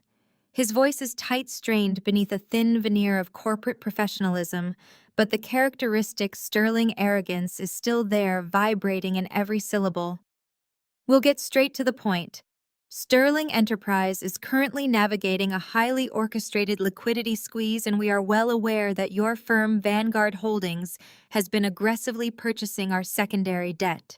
More than just secondary debt, Marcus. Chloe interrupts, her voice carrying a brittle, demanding edge. I can hear the rustle of her expensive trench coat as she steps closer to my desk. Your proxy firms hold the master note on our primary operating line of credit. We are here because we expect an immediate restructuring of the balloon payment terms. We are prepared to offer a standard equity stake in our secondary commercial portfolio, but we will not tolerate an aggressive liquidation tactic. I remain motionless, facing the glass, listening to the back of my chair absorb their entitlement. They are drowning, backed into a legal corner by their own criminal incompetence, yet they still speak as if they are doing me a favor by standing in my office. This entire situation is completely absurd, Marcus scoffs, pacing behind me. I can see his blurred reflection in the glass, his hands gesturing grandly. We are a legacy firm. Sterling Enterprise built the foundational infrastructure of this city. We are victims of a predatory corporate raider who is systematically targeting our assets out of pure malice. A business of our historical pedigree cannot simply be dismantled by a nameless, faceless holding company over a clerical margin call. Exactly! Chloe chimes in, her heels clicking aggressively as she moves toward the glass table. Our grandfather always told us that new money vultures love to feast on old money institutions because they lack the vision to build anything of their own. Whoever your CEO is, they need to realize that ruining the Sterling name will trigger a massive backlash from the economic elites of this city. We are offering you a clean out. You pause the foreclosure on the plaza, and we won't drag your proxy firms through a decades-long courtroom nightmare. They finish their pitch. The silence that follows is thick, heavy, and suffocating. They stand there waiting for the faceless corporate titan to bargain, to hesitate, to be intimidated by the phantom ghost of Arthur Sterling's legacy. Slowly, deliberately, I press my palms flat against the cool, dark leather of my armrests. I engage the mechanism rotating the massive chair around to face the room. The color drains from Marcus's face so violently, it looks as if he has been struck. Chloe chokes on her own breath, her hand flying to her throat as she takes a frantic, stumbling step backward against the wall. Her glassy, arrogant eyes widen into discs of pure, unadulterated horror. The mother they threw away, the woman they mocked, degraded, and legally erased because she was black and working class, is sitting behind the massive obsidian desk. The multi-state empire they thought was destroying them from the shadows is mine. Vanguard Holdings is Maya Sterling. The silence in the room is deafening, broken only by the rhythmic, agonizing patter of rain against the glass windows behind me. Mom, Chloe whispers. The word stretches between us, sounding fragile, alien, and utterly pathetic on her lips. Do not use that word in this boardroom, I say, my voice cutting through the space like a sheet of ice.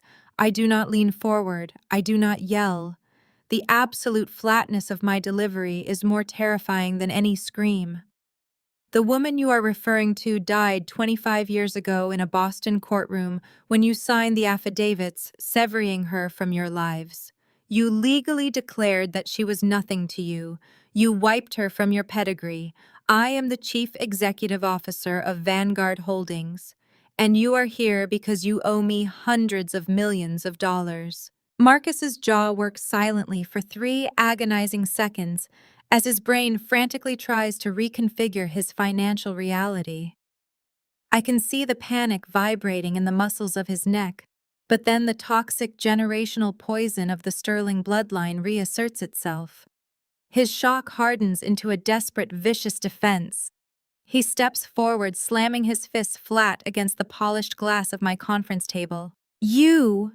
Marcus spits out, his voice cracking with a terrifying mix of fury and fear. This whole thing, the debt acquisition, the waterfront contract, the foreclosure notices, it was you. You've been stalking us from the shadows like a parasitic ghost. You engineered our collapse out of spite because grandfather kicked you out of the family. I did not engineer your collapse, Marcus, I reply smoothly, crossing my ankles beneath the desk. Your inherited incompetence did that quite efficiently without my assistance. I simply purchased the wreckage you left behind. This is an absolute conflict of interest, Chloe shrieks, her brittle composure fracturing entirely as she stomps her foot. Her face is flushed a deep, ugly red. It's a vendetta. No judge on earth will allow a bitter, vindictive ex-wife to liquidate a historic family institution out of petty personal revenge. We will tie you up in court for the next 30 years, Maya. We will drag your name through every media outlet in the country. She's right, Marcus snarls, leaning closer, trying to use his height to intimidate me, completely blind to the fact that he is a child playing with fire. You think you're smart, Mom? You think this suit and this glass office make you untouchable. The media loves a high society scandal. By tomorrow morning, every financial paper in the state will know that the mysterious billionaire running Vanguard Holdings is nothing but a resentful lower-class fraud who is weaponizing her corporate entity to ruin her own biological children. Your precious reputation will be completely destroyed. The public will despise you. He smiles, then a chilling, venomous flash of teeth that perfectly mirrors Arthur Sterling's death mask. He genuinely believes he has found a weapon. He thinks my silence over the last 15 years was born out of fear of my past, rather than a profound desire for peace. I look at his toxic, desperate face, and I feel absolutely nothing. No maternal ache, no sorrow, only the absolute, unwavering certainty of a predator watching its prey step directly into the steel jaws of a trap. Slowly, I reach down and pull a massive, thick black binder from the bottom drawer of my desk. I slide it across the smooth glass table. It moves with a heavy, ominous friction, coming to a dead stop right against Marcus's knuckles. Go ahead, Marcus, I say softly, a terrifyingly calm smile playing at the corners of my lips. Call the press. Invite them into this room, because inside that binder is a complete forensic breakdown of the commercial leases for the Sterling Heights mega complex. It contains the registration documents for every single dummy corporation you and your sister established to artificially fabricate a 90% occupancy rate to secure my operating line of credit. Marcus freezes. The toxic smirk vanishes from his face, replaced by a sudden paralyzing look of absolute freezing terror. You see, I whisper, leaning forward, my dark eyes locking onto his like twin barrels of a gun. I don't just own your survival, I own the evidence of your federal bank fraud. And that binder will wipe the smirk off your face forever. Marcus stares at the thick black leather of the binder, as if it is a live explosive. He does not touch it. He pulls his hands back, his knuckles white, his breath hitching in his throat. The silence in the boardroom stretches, pulling taut like a wire about to snap, underscored only by the heavy, rhythmic drumming of the October rain against the panoramic glass behind me. When Marcus refuses to move, I reach out. With a single fluid motion, I flip the heavy cover open.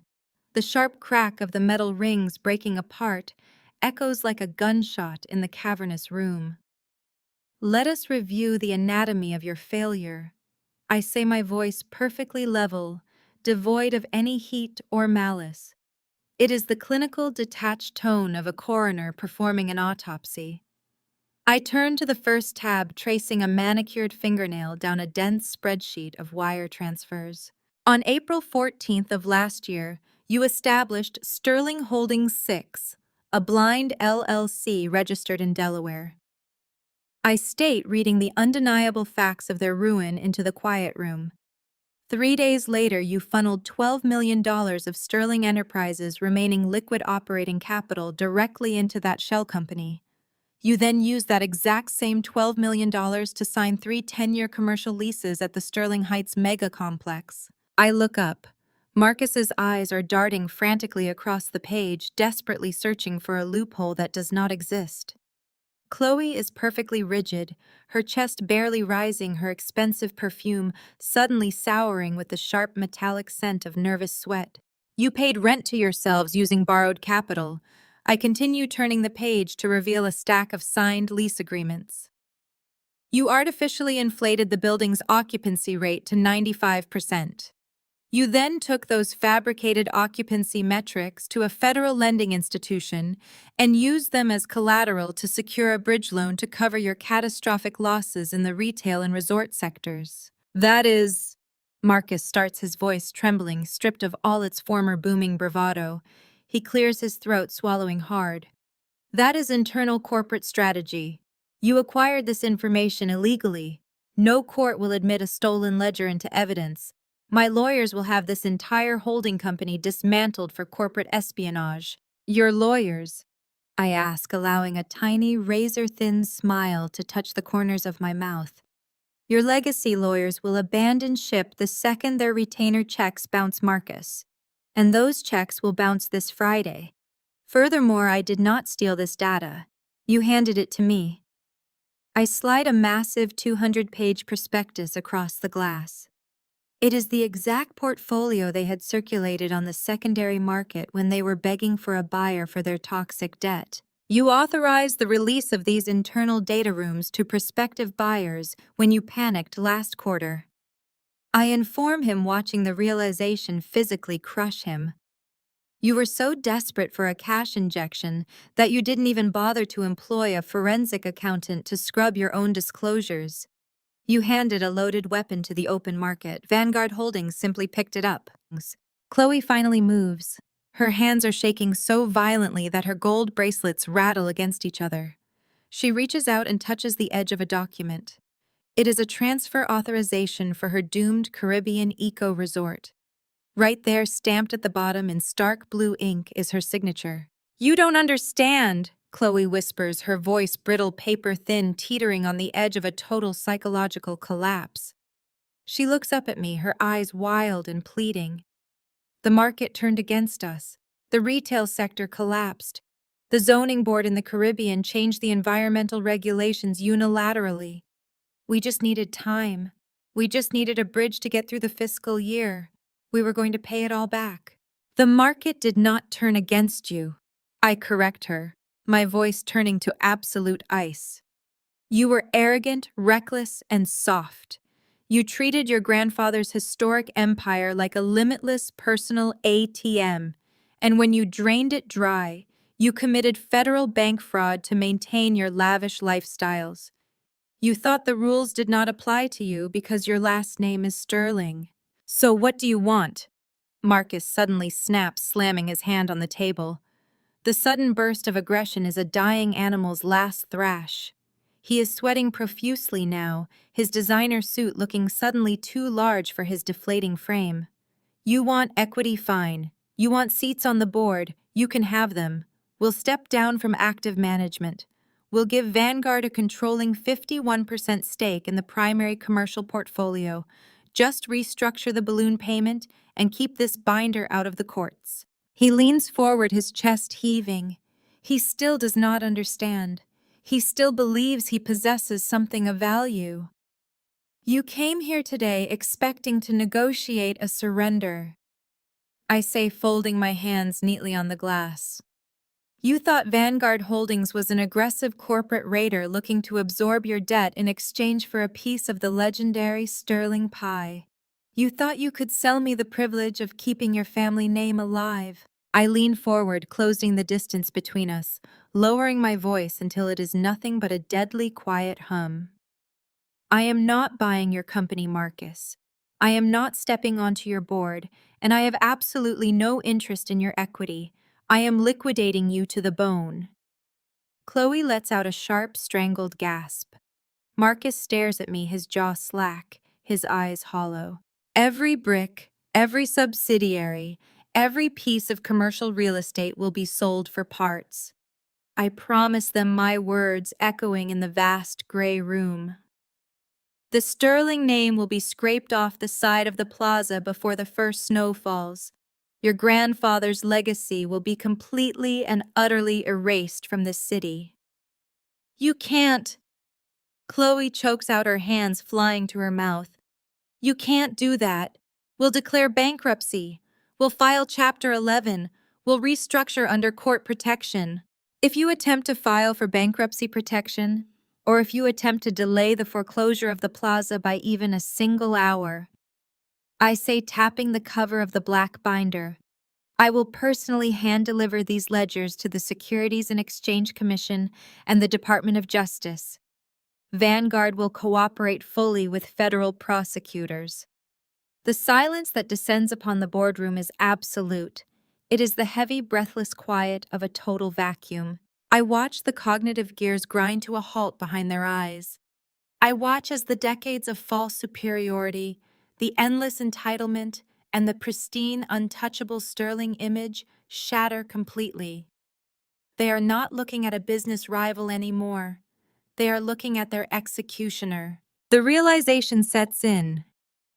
They are not just losing their wealth. They are not just losing the yachts, the society galas, and the luxury penthouses. They are facing the total obliteration of their freedom. Federal prison. Marcus's legs seem to give out beneath him. He collapses back into his leather chair, his mouth hanging open, his eyes staring blankly at the polished floor. The fight leaves his body entirely, draining out of him until nothing remains but a hollow, terrified shell. He covers his face with trembling hands, unable to look at me, unable to look at the binder, unable to face the reality of his own destruction. Chloe does not sit. She begins to hyperventilate. Her chest heaves in rapid, shallow gasps. The aristocratic, sneering woman who stood in the botanical conservatory just days ago, calling me a street-level thug, is gone. Her carefully constructed facade crumbles into pieces. Tears spill over her eyelashes, ruining her perfect makeup, tracking dark, ugly lines down her cheeks. Faced with total ruin, the loss of everything she has ever known, and the very real, terrifying threat of a federal prison cell, she breaks. She lets out a hysterical, jagged sob. Her knees hit the floor. She reaches across the cold glass surface of the conference table, her trembling fingers grasping desperately at the air, her face twisted in a mask of pure, ugly desperation. "Mom!" Chloe sobs the word, tearing from her throat in a ragged, breathless plea for the very first time in 25 years. "Mom, please!" The syllable hangs in the chilled air of the boardroom, a pathetic, trembling sound that seems to stop time itself. Mom. It strikes my chest with the blunt force of a physical blow. For one agonizing, suffocating heartbeat, the immaculate armor of the Vanguard CEO cracks. Beneath the tailored charcoal suit and the decades of hardened surgical discipline, a buried ghost thrashes to life. I feel a sudden violent ache in the hollow of my stomach, the visceral, instinctual pull of a mother hearing her child cry out in pain. I look down at Chloe. She is kneeling on the floor, her manicured hands clutching the edge of my glass desk, her face blotchy and stained with tears. Beside her, Marcus is slumped in his chair, his shoulders shaking as he buries his face in his hands. For a fleeting second, the overlay of their adult faces melts away. I do not see the toxic elitist heirs of the Sterling Empire. I see the toddlers I bathed, the babies I rocked to sleep in a cramped, drafty apartment before the sterling wealth swallowed them whole. We didn't know, Chloe gasps, her voice breaking into a ragged, ugly keen. She looks up at me, her eyes brimming with a desperate, pleading light. Please, you have to believe us. We were just kids. Grandfather. Arthur, he poisoned our minds against you. He told us you didn't want us. He told us you took a payout and abandoned us because you didn't care. Marcus lifts his head, his eyes bloodshot and wide with panic. He immediately latches onto his sister's lifeline, sensing the microscopic shift in the room's energy. He brainwashed us, Mom. Marcus pleads, his voice cracking with manufactured vulnerability. We were trapped in that house. We were raised in an echo chamber of his bigotry. He forced us to be like him. He threatened to cut us off if we ever tried to find you. We had no choice.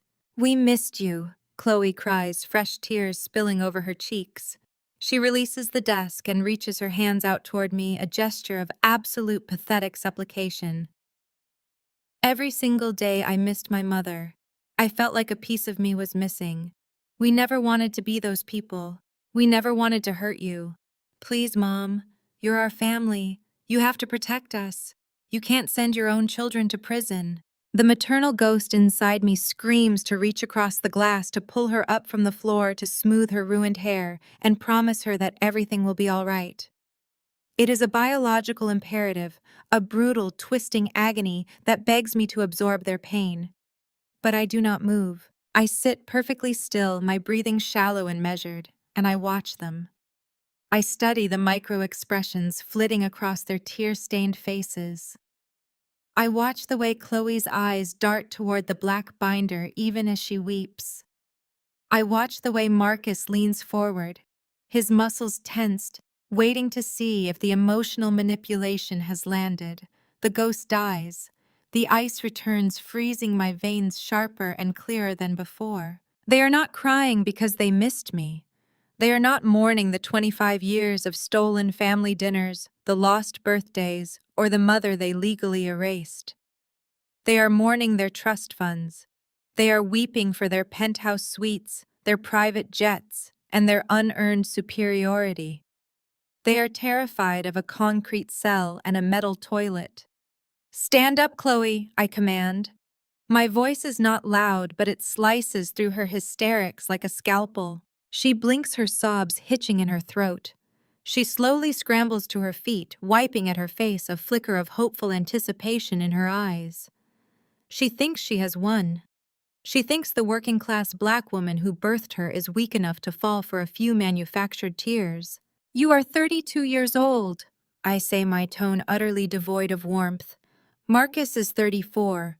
Do not insult my intelligence, and do not degrade yourselves further by pretending you are innocent children held captive by a wicked grandfather.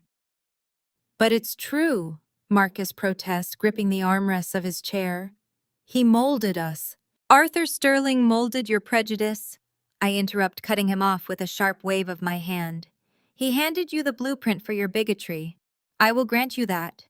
But what you did with it as adults, that is entirely on you.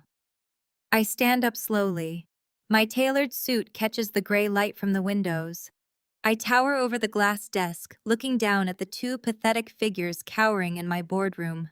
Arthur did not force you to establish dummy corporations 6 months ago, Marcus, I say, tapping the thick black binder. Arthur did not hold a gun to your head and make you sign fraudulent commercial leases.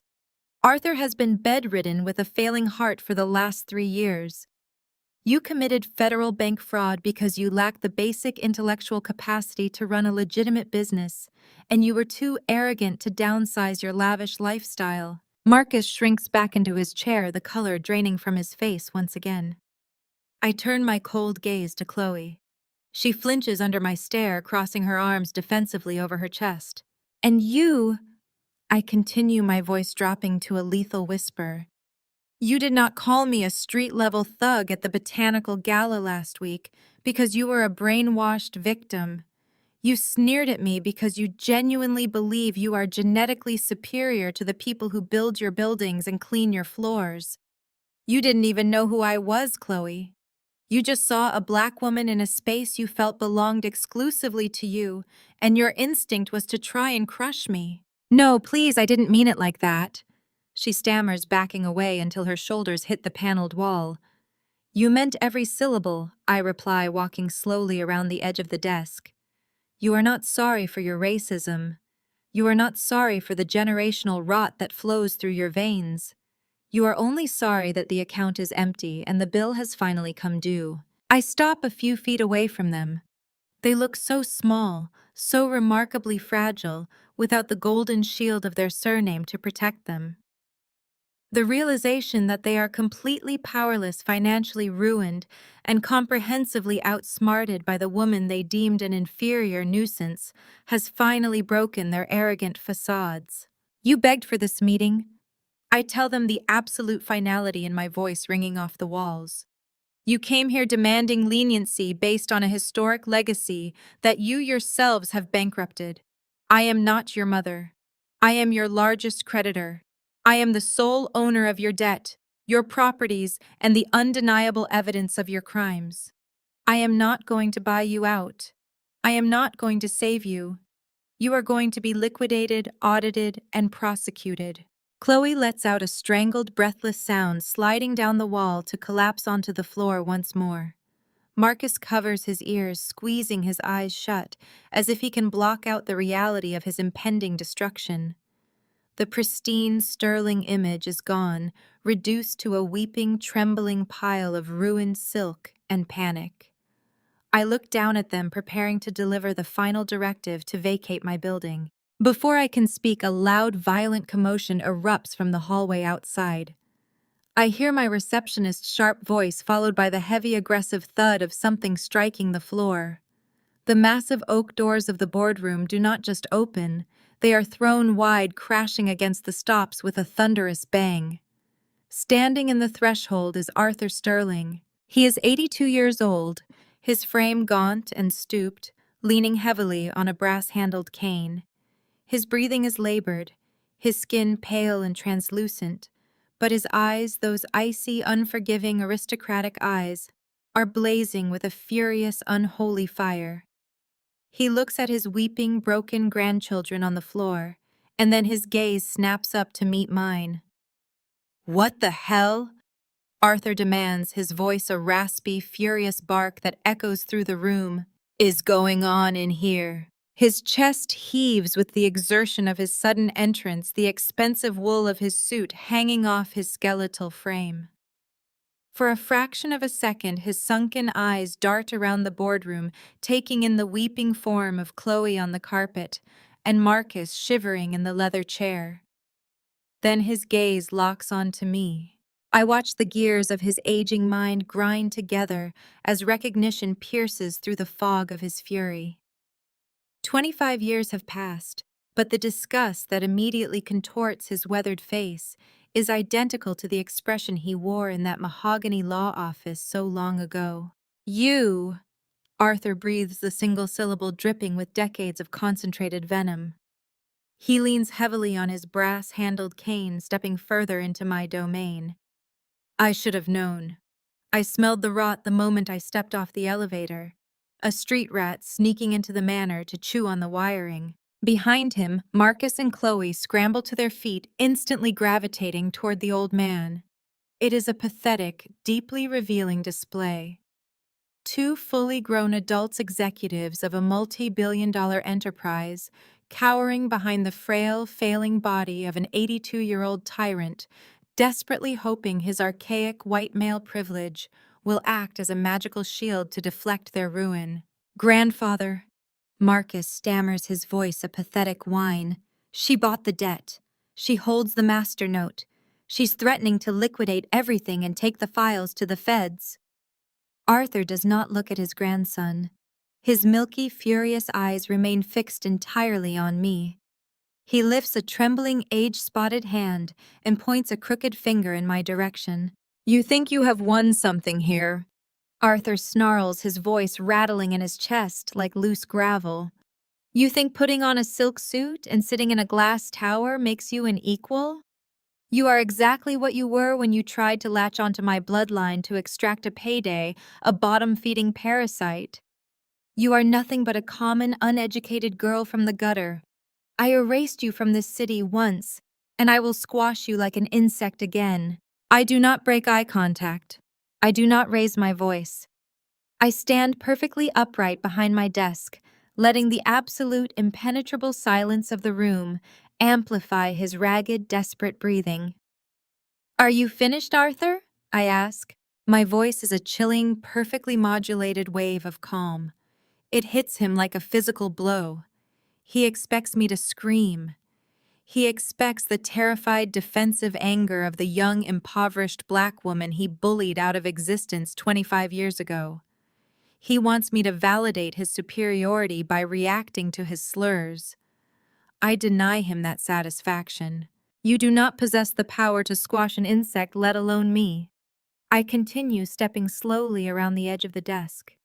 I am taller than him now in my heels, and I use every inch of that height to tower over his stooped, decaying frame. You walked into my building, Arthur. You are standing on my floor. You are breathing my air. And the only reason you are not currently being escorted out by security is because I want you to hear exactly how your empire died. Arthur's knuckles turn stark white over the handle of his cane. He tries to speak to launch another volley of aristocratic bigotry, but I do not yield the floor. Your grandchildren just spent the last 20 minutes crying on my carpet. I tell him, gesturing vaguely toward Marcus and Chloe, who shrink back further against the paneled wall. They blamed you. They wept and swore that they were just innocent victims of your brainwashing. They begged me to save them because they are too weak, too incompetent, and too cowardly to face the consequences of their own actions. This is your legacy, Arthur. Look at them. Arthur's gaze flickers to Marcus, then to Chloe. The profound, overwhelming disappointment that flashes across his face is almost palpable. But their cowardice isn't what killed Sterling Enterprise, I say, drawing his eyes back to mine. Your bigotry did. Your absolute blinding racism is the exact tool I use to engineer your total destruction. I take another step forward, forcing the old man to tilt his head back to maintain eye contact. I can smell the faint medicinal odor clinging to his clothes, a sharp contrast to the aggressive cologne he used to wear. When Vanguard Holdings began aggressively buying up your secondary debt, you didn't even bother to investigate who was behind the acquisitions. I explain my words precise and lethal. When we outmaneuvered you on the waterfront development contract, your board assumed it was a foreign conglomerate. Do you know why? Because in your deeply entrenched elitist worldview, it is fundamentally impossible for a black working-class woman to possess the capital, the intellect, and the strategic ruthlessness to outsmart you. Arthur opens his mouth, his chest heaving, but the words refuse to materialize. The absolute truth of my statement is paralyzing him. You built your entire identity on the illusion of supremacy. I continue methodically stripping away the last remaining shreds of his dignity. You believed your bloodline made you untouchable, so you allowed your grandchildren to run your firm into the ground, confident that the old boys club would always bail you out. You were so busy looking down on the rest of the world that you never saw me coming. I didn't have to break down your walls, Arthur. I just waited for your arrogance to rot the foundation, and then I bought the land underneath it. You stole it! Arthur rasps, a desperate string of saliva shining on his lower lip. You stole my company. I bought your incompetence, I correct him smoothly, and now I am liquidating it. I am selling off the Sterling Heights complex to developers who will turn your luxury retail spaces into affordable housing units. I am stripping your name off the plaza. I am turning the great Sterling legacy into a cautionary tale of gross negligence and federal bank fraud. By the time I am finished, your name will not represent wealth or power. It will represent a punchline. The fight finally drains out of the old tyrant. The terrifying tyrannical patriarch who had ordered me out of his family as if I were a piece of defective property is gone. He is just a sick, broken old man realizing that his entire life's work has been legally systematically obliterated by the very person he deemed unworthy of breathing his air. His hands begin to tremble violently. The brass cane wobbles against the hardwood floor. And as for your grandchildren, I say, delivering the final crushing verdict, Vanguard's legal team is currently preparing a comprehensive dossier of their fraudulent lease agreements.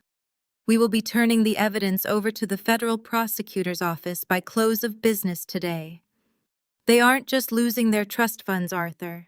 They are going to federal prison, and they will go wearing the Sterling name. Marcus lets out a choked, whimpering cry, sliding down the wall to join his sister.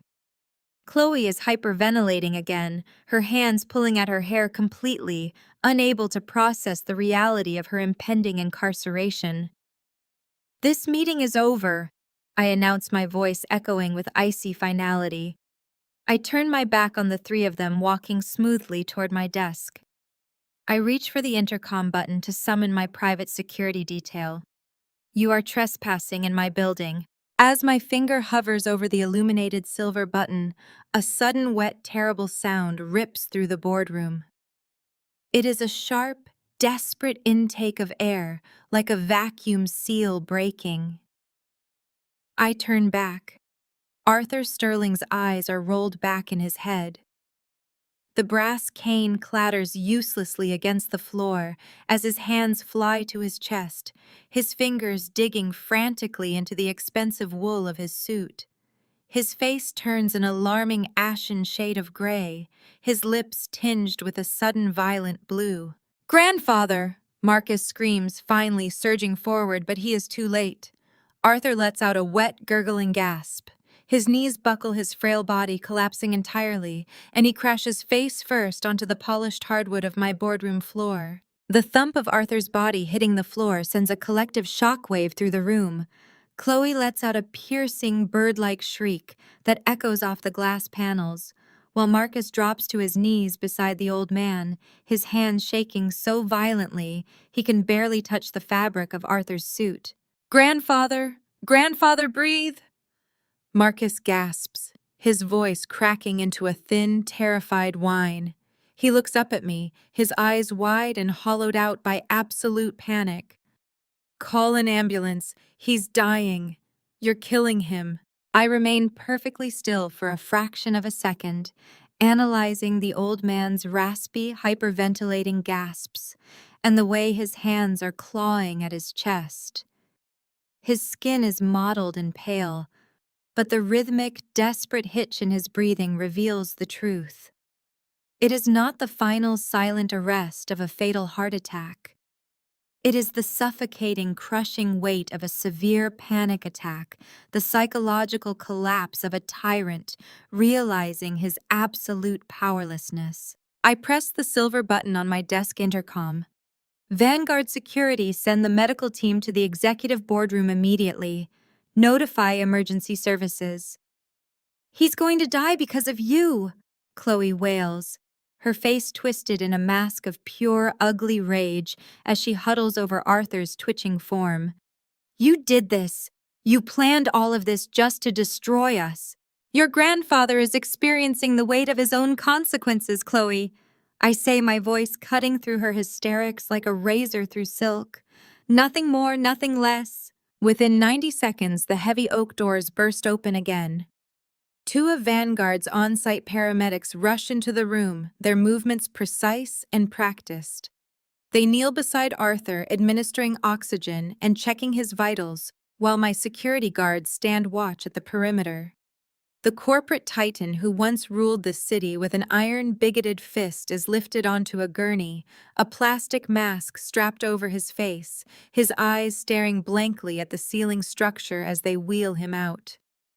The era of Arthur Sterling's tyrannical dominance is officially, irrevocably over. The heavy oak doors click shut, and an oppressive absolute silence descends upon the boardroom once more. Marcus and Chloe remain on the floor looking completely untethered. It is the moment of ultimate visceral realization. The ancestral shield has failed. The towering grandfather who spent decades fighting their battles and financing their arrogance is gone, wheeled away into a sterile hospital corridor. They are left behind in my boardroom, entirely exposed, stripped of their unearned titles, their liquid capital, and their golden pedigree.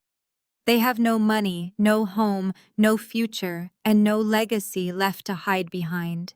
Marcus looks down at his hands, his chest heaving as the final remnants of his booming bravado evaporate. The reality of the impending federal indictment, the bouncing checks on Friday, and the utter liquidation of every brick of the Sterling Empire finally crushes his spine. He staggers forward on his knees, moving across the cold, glass-like reflection of the hardwood floor toward me. "Mom." Marcus chokes out the word, tearing from his throat in a raw, broken sob. He reaches out his trembling fingers, clutching desperately at the fabric of my designer skirt. "Please, you can't do this to us. We'll do anything. We'll give you everything." Chloe crawls beside him, her expensive heels dragging uselessly behind her. She wraps her arms around my legs, her manicured nails digging into my clothes, her face smeared with mascara and dark lines of sweat. The aristocratic, sneering woman who called me a street-level thug just days ago is entirely gone. She is a weeping, trembling pile of absolute desperation. "Don't do this, Mom," Chloe begs, her voice cracking into a high-pitched, pathetic whimper. "We're your blood. We're your babies. You used to hold us. You used to sing to us in that old apartment. Please don't let them take us away. Don't send us to prison." I look down at the two sobbing adults clutching my clothes. My expression is perfectly stoic, a clean slate of absolute detachment. The biological pull I felt just moments ago is entirely dead, replaced by the clinical, razor-sharp perception that has built Vanguard Holdings. I feel no anger, no vindication, and no satisfaction. I only feel the profound hollow weight of their mediocrity. "You speak of that old apartment now, Chloe." I ask, my voice a quiet, deadly hum in the cavernous room. "For 25 years, that apartment was a source of shame for you. You erased it from your biography. You mocked the people who lived in places like it. You stood in a botanical conservatory and told me that street rats didn't belong in your world." "I was wrong, I'm sorry," Chloe cries, her shoulders shaking violently as she presses her forehead against my shoe. "I'll apologize publicly. I'll do a press conference. I'll tell the world how brilliant you are. Just don't liquidate the asset rooms. Give us a job, a low-level position at Vanguard, anything. I'll clean the floors, Mom. I'll work in the mailroom. Just don't leave us with nothing." Marcus lifts his face, his tears wetting the fabric of my suit. "Please, Mom, a handout. Just enough to cover the retainer for the lawyers. Just enough to keep the apartment in the city. We don't know how to survive out there. We don't know how to be poor." The role reversal is complete, playing out in full agonizing emotional depth. 25 years ago, I stood in a pristine Darkwood law office begging for a single hour with my children, begging for the right to love them regardless of my bank account or the color of my skin. And they had turned their faces away, insulated by the golden promise of sterling wealth, completely indifferent to the destruction of the mother who carried them. Now they are the ones on their knees begging the black mother they erased for a crumb of the very... My fingers bypass the embossed leather of my wallet, sliding deeper into the hidden zippered lining of my designer purse. I trace the smooth synthetic fibers of the paper before pulling my hand out into the stark gray light of the boardroom. Between my manicured index and middle fingers, I hold two crisp, perfectly unblemished $100 bills. Marcus and Chloe stare at the currency. Their tear-streaked faces twist in sudden, uncomprehending confusion. Their desperate sobbing hitches giving way to a bewildered, pathetic silence. They do not immediately recognize the ghosts I am holding. To them, $200 is pocket change, a rounding error on a luxury brunch tab, a negligible tip left on a silver tray. But to me it is the exact agonizing sum total of my worth 25 years ago. Take a very close look. I command, my voice vibrating with a profound, terrifying calm that seems to lower the temperature in the room. 25 years ago, after your grandfather threatened to destroy my life after he bought my legal erasure and locked you behind the gates of his estate, I was escorted out of a building much like this one. I was a grieving, discarded widow. I was entirely alone, terrified, and hollowed out by the loss of my children.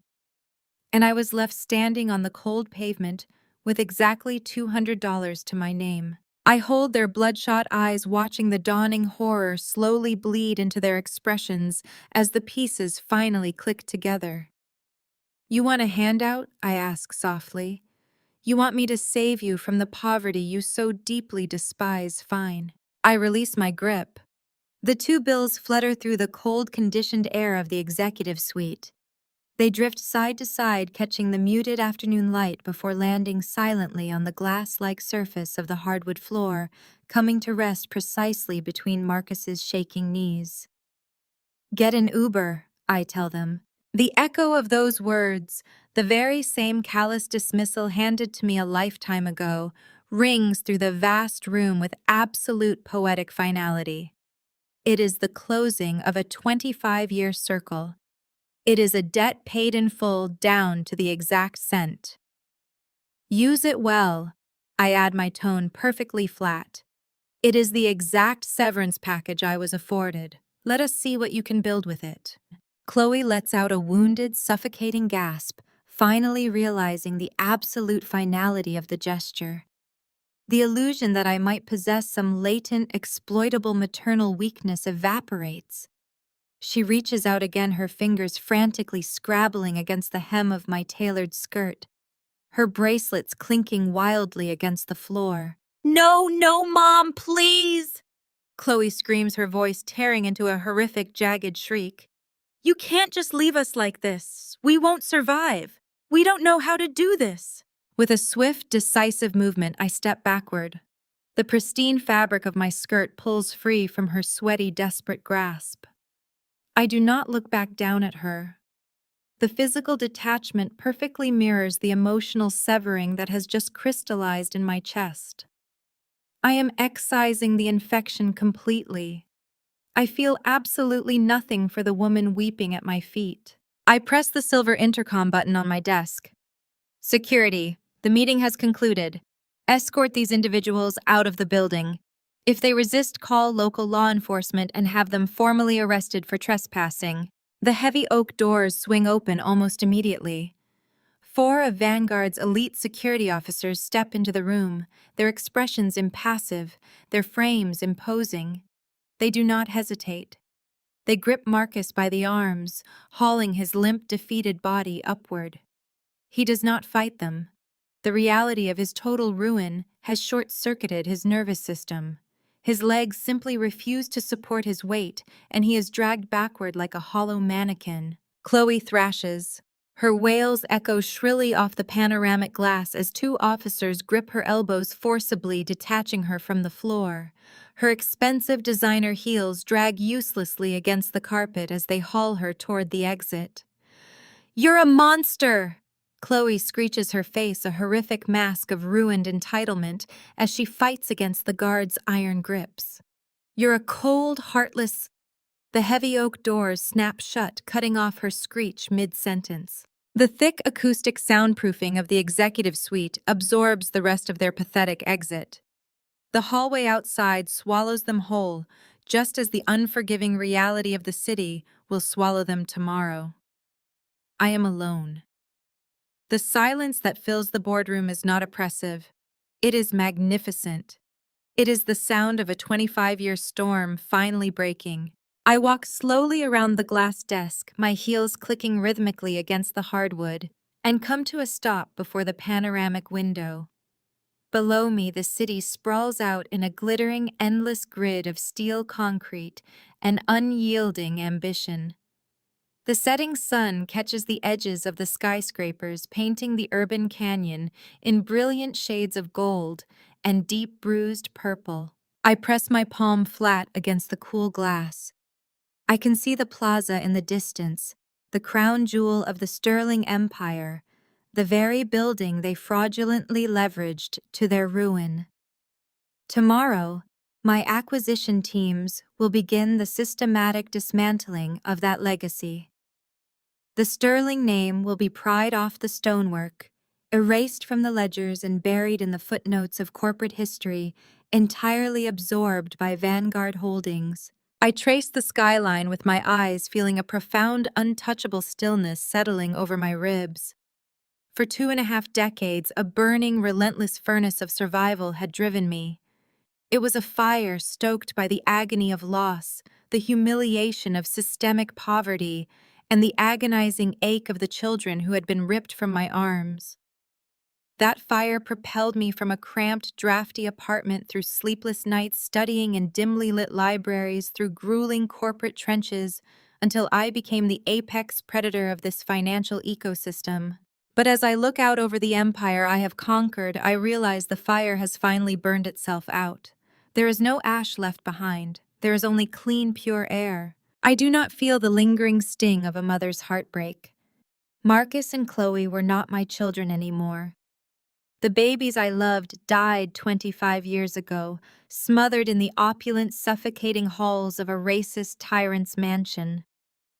The adults who crawled on my floor today were strangers' parasites bred by a toxic lineage, hollowed out by their own arrogance and entitlement. Releasing them was not an act of cruelty. It was an act of profound, necessary self-preservation. I have cut the rot from my life entirely. I have balanced the scales of the universe. I turn away from the window. The boardroom is immaculate, save for the $200 bills still resting on the floor, a monument to a past I no longer belong to. I do not pick them up. The night cleaning staff will sweep them away with the rest of the trash. I gather my leather briefcase from the desk and slide my arms into my tailored cashmere coat. Exiting the executive suite, I walk down the silent, warmly lit corridors of Vanguard Holdings. The building hums with a quiet, undeniable power, my power. I step into my private elevator, watching the digital numbers descend, feeling physically lighter with every floor that passes. When I step out of the lobby and into the crisp, biting evening air, my driver is waiting by the curb. The city noise washes over me, the blare of distant sirens, the low hum of traffic, the pulsing heartbeat of a metropolis that I now hold in the palm of my hand. "Heading home, Ms. Vance?" my driver asks, holding the heavy door of the town car open for me. "Yes, David," I say, a genuine, effortless smile breaking across my face for the very first time today. "Take me home." As the car glides smoothly into the stream of illuminated traffic, I lean my head back against the soft leather seat and close my eyes. I am not returning to a cold, empty fortress built on stolen labor and bigotry. I am returning to a home filled with genuine warmth, to the chosen family of brilliant, fiercely loyal colleagues and friends who stood by me when I had nothing, who helped me build an empire from dust, and who love me for the woman I fought to become. The ghosts of the past have been thoroughly, permanently laid to rest. The sterling bloodline has been broken. The debt is paid in full. I open my eyes, watching the city lights blur past the tinted window in streaks of brilliant color. I am whole. I am free. And I am unapologetically victorious. Mercy they denied her. "You spent a lifetime believing that poverty was a character flaw, Marcus," I state levelly, looking down at his bloodshot eyes. "You believed that wealth was a genetic trait, inherent to your bloodline. And now, faced with the reality of your own manufacturing, your instinct is to beg the woman you deemed a parasite for a handout." "We're sorry," Marcus whispers, his grip tightening on my skirt as if he can anchor himself to my success. "We're so sorry, Mom." "You are not sorry for the betrayal, Marcus. You are not sorry for the 25 years of silence or the racism you deployed like a weapon."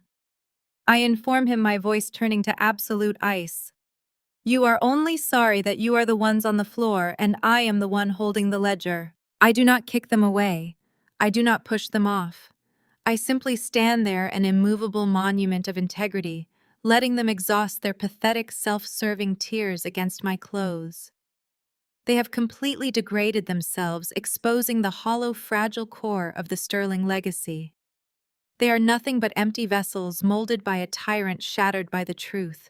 Slowly, deliberately, I reach down. I unclamp Chloe's trembling fingers from my leg, my grip firm and unyielding. I step back, forcing Marcus to release his hold on my skirt. I walk back behind the wide expanse of my glass desk, creating an unbridgeable chasm between the CEO of Vanguard Holdings and the ruined heirs of a dying dynasty.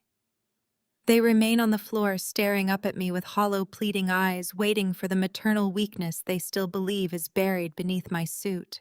I look at them for a long, silent moment. Then, with a fluid, methodical movement, I reach into my designer purse. My fingers close around the small, heavy silver object buried at the very bottom of the bag, the exact painful relic of the day they broke my heart 25 years ago. I pull it out into the gray light of the boardroom, preparing to give them exactly what they gave me.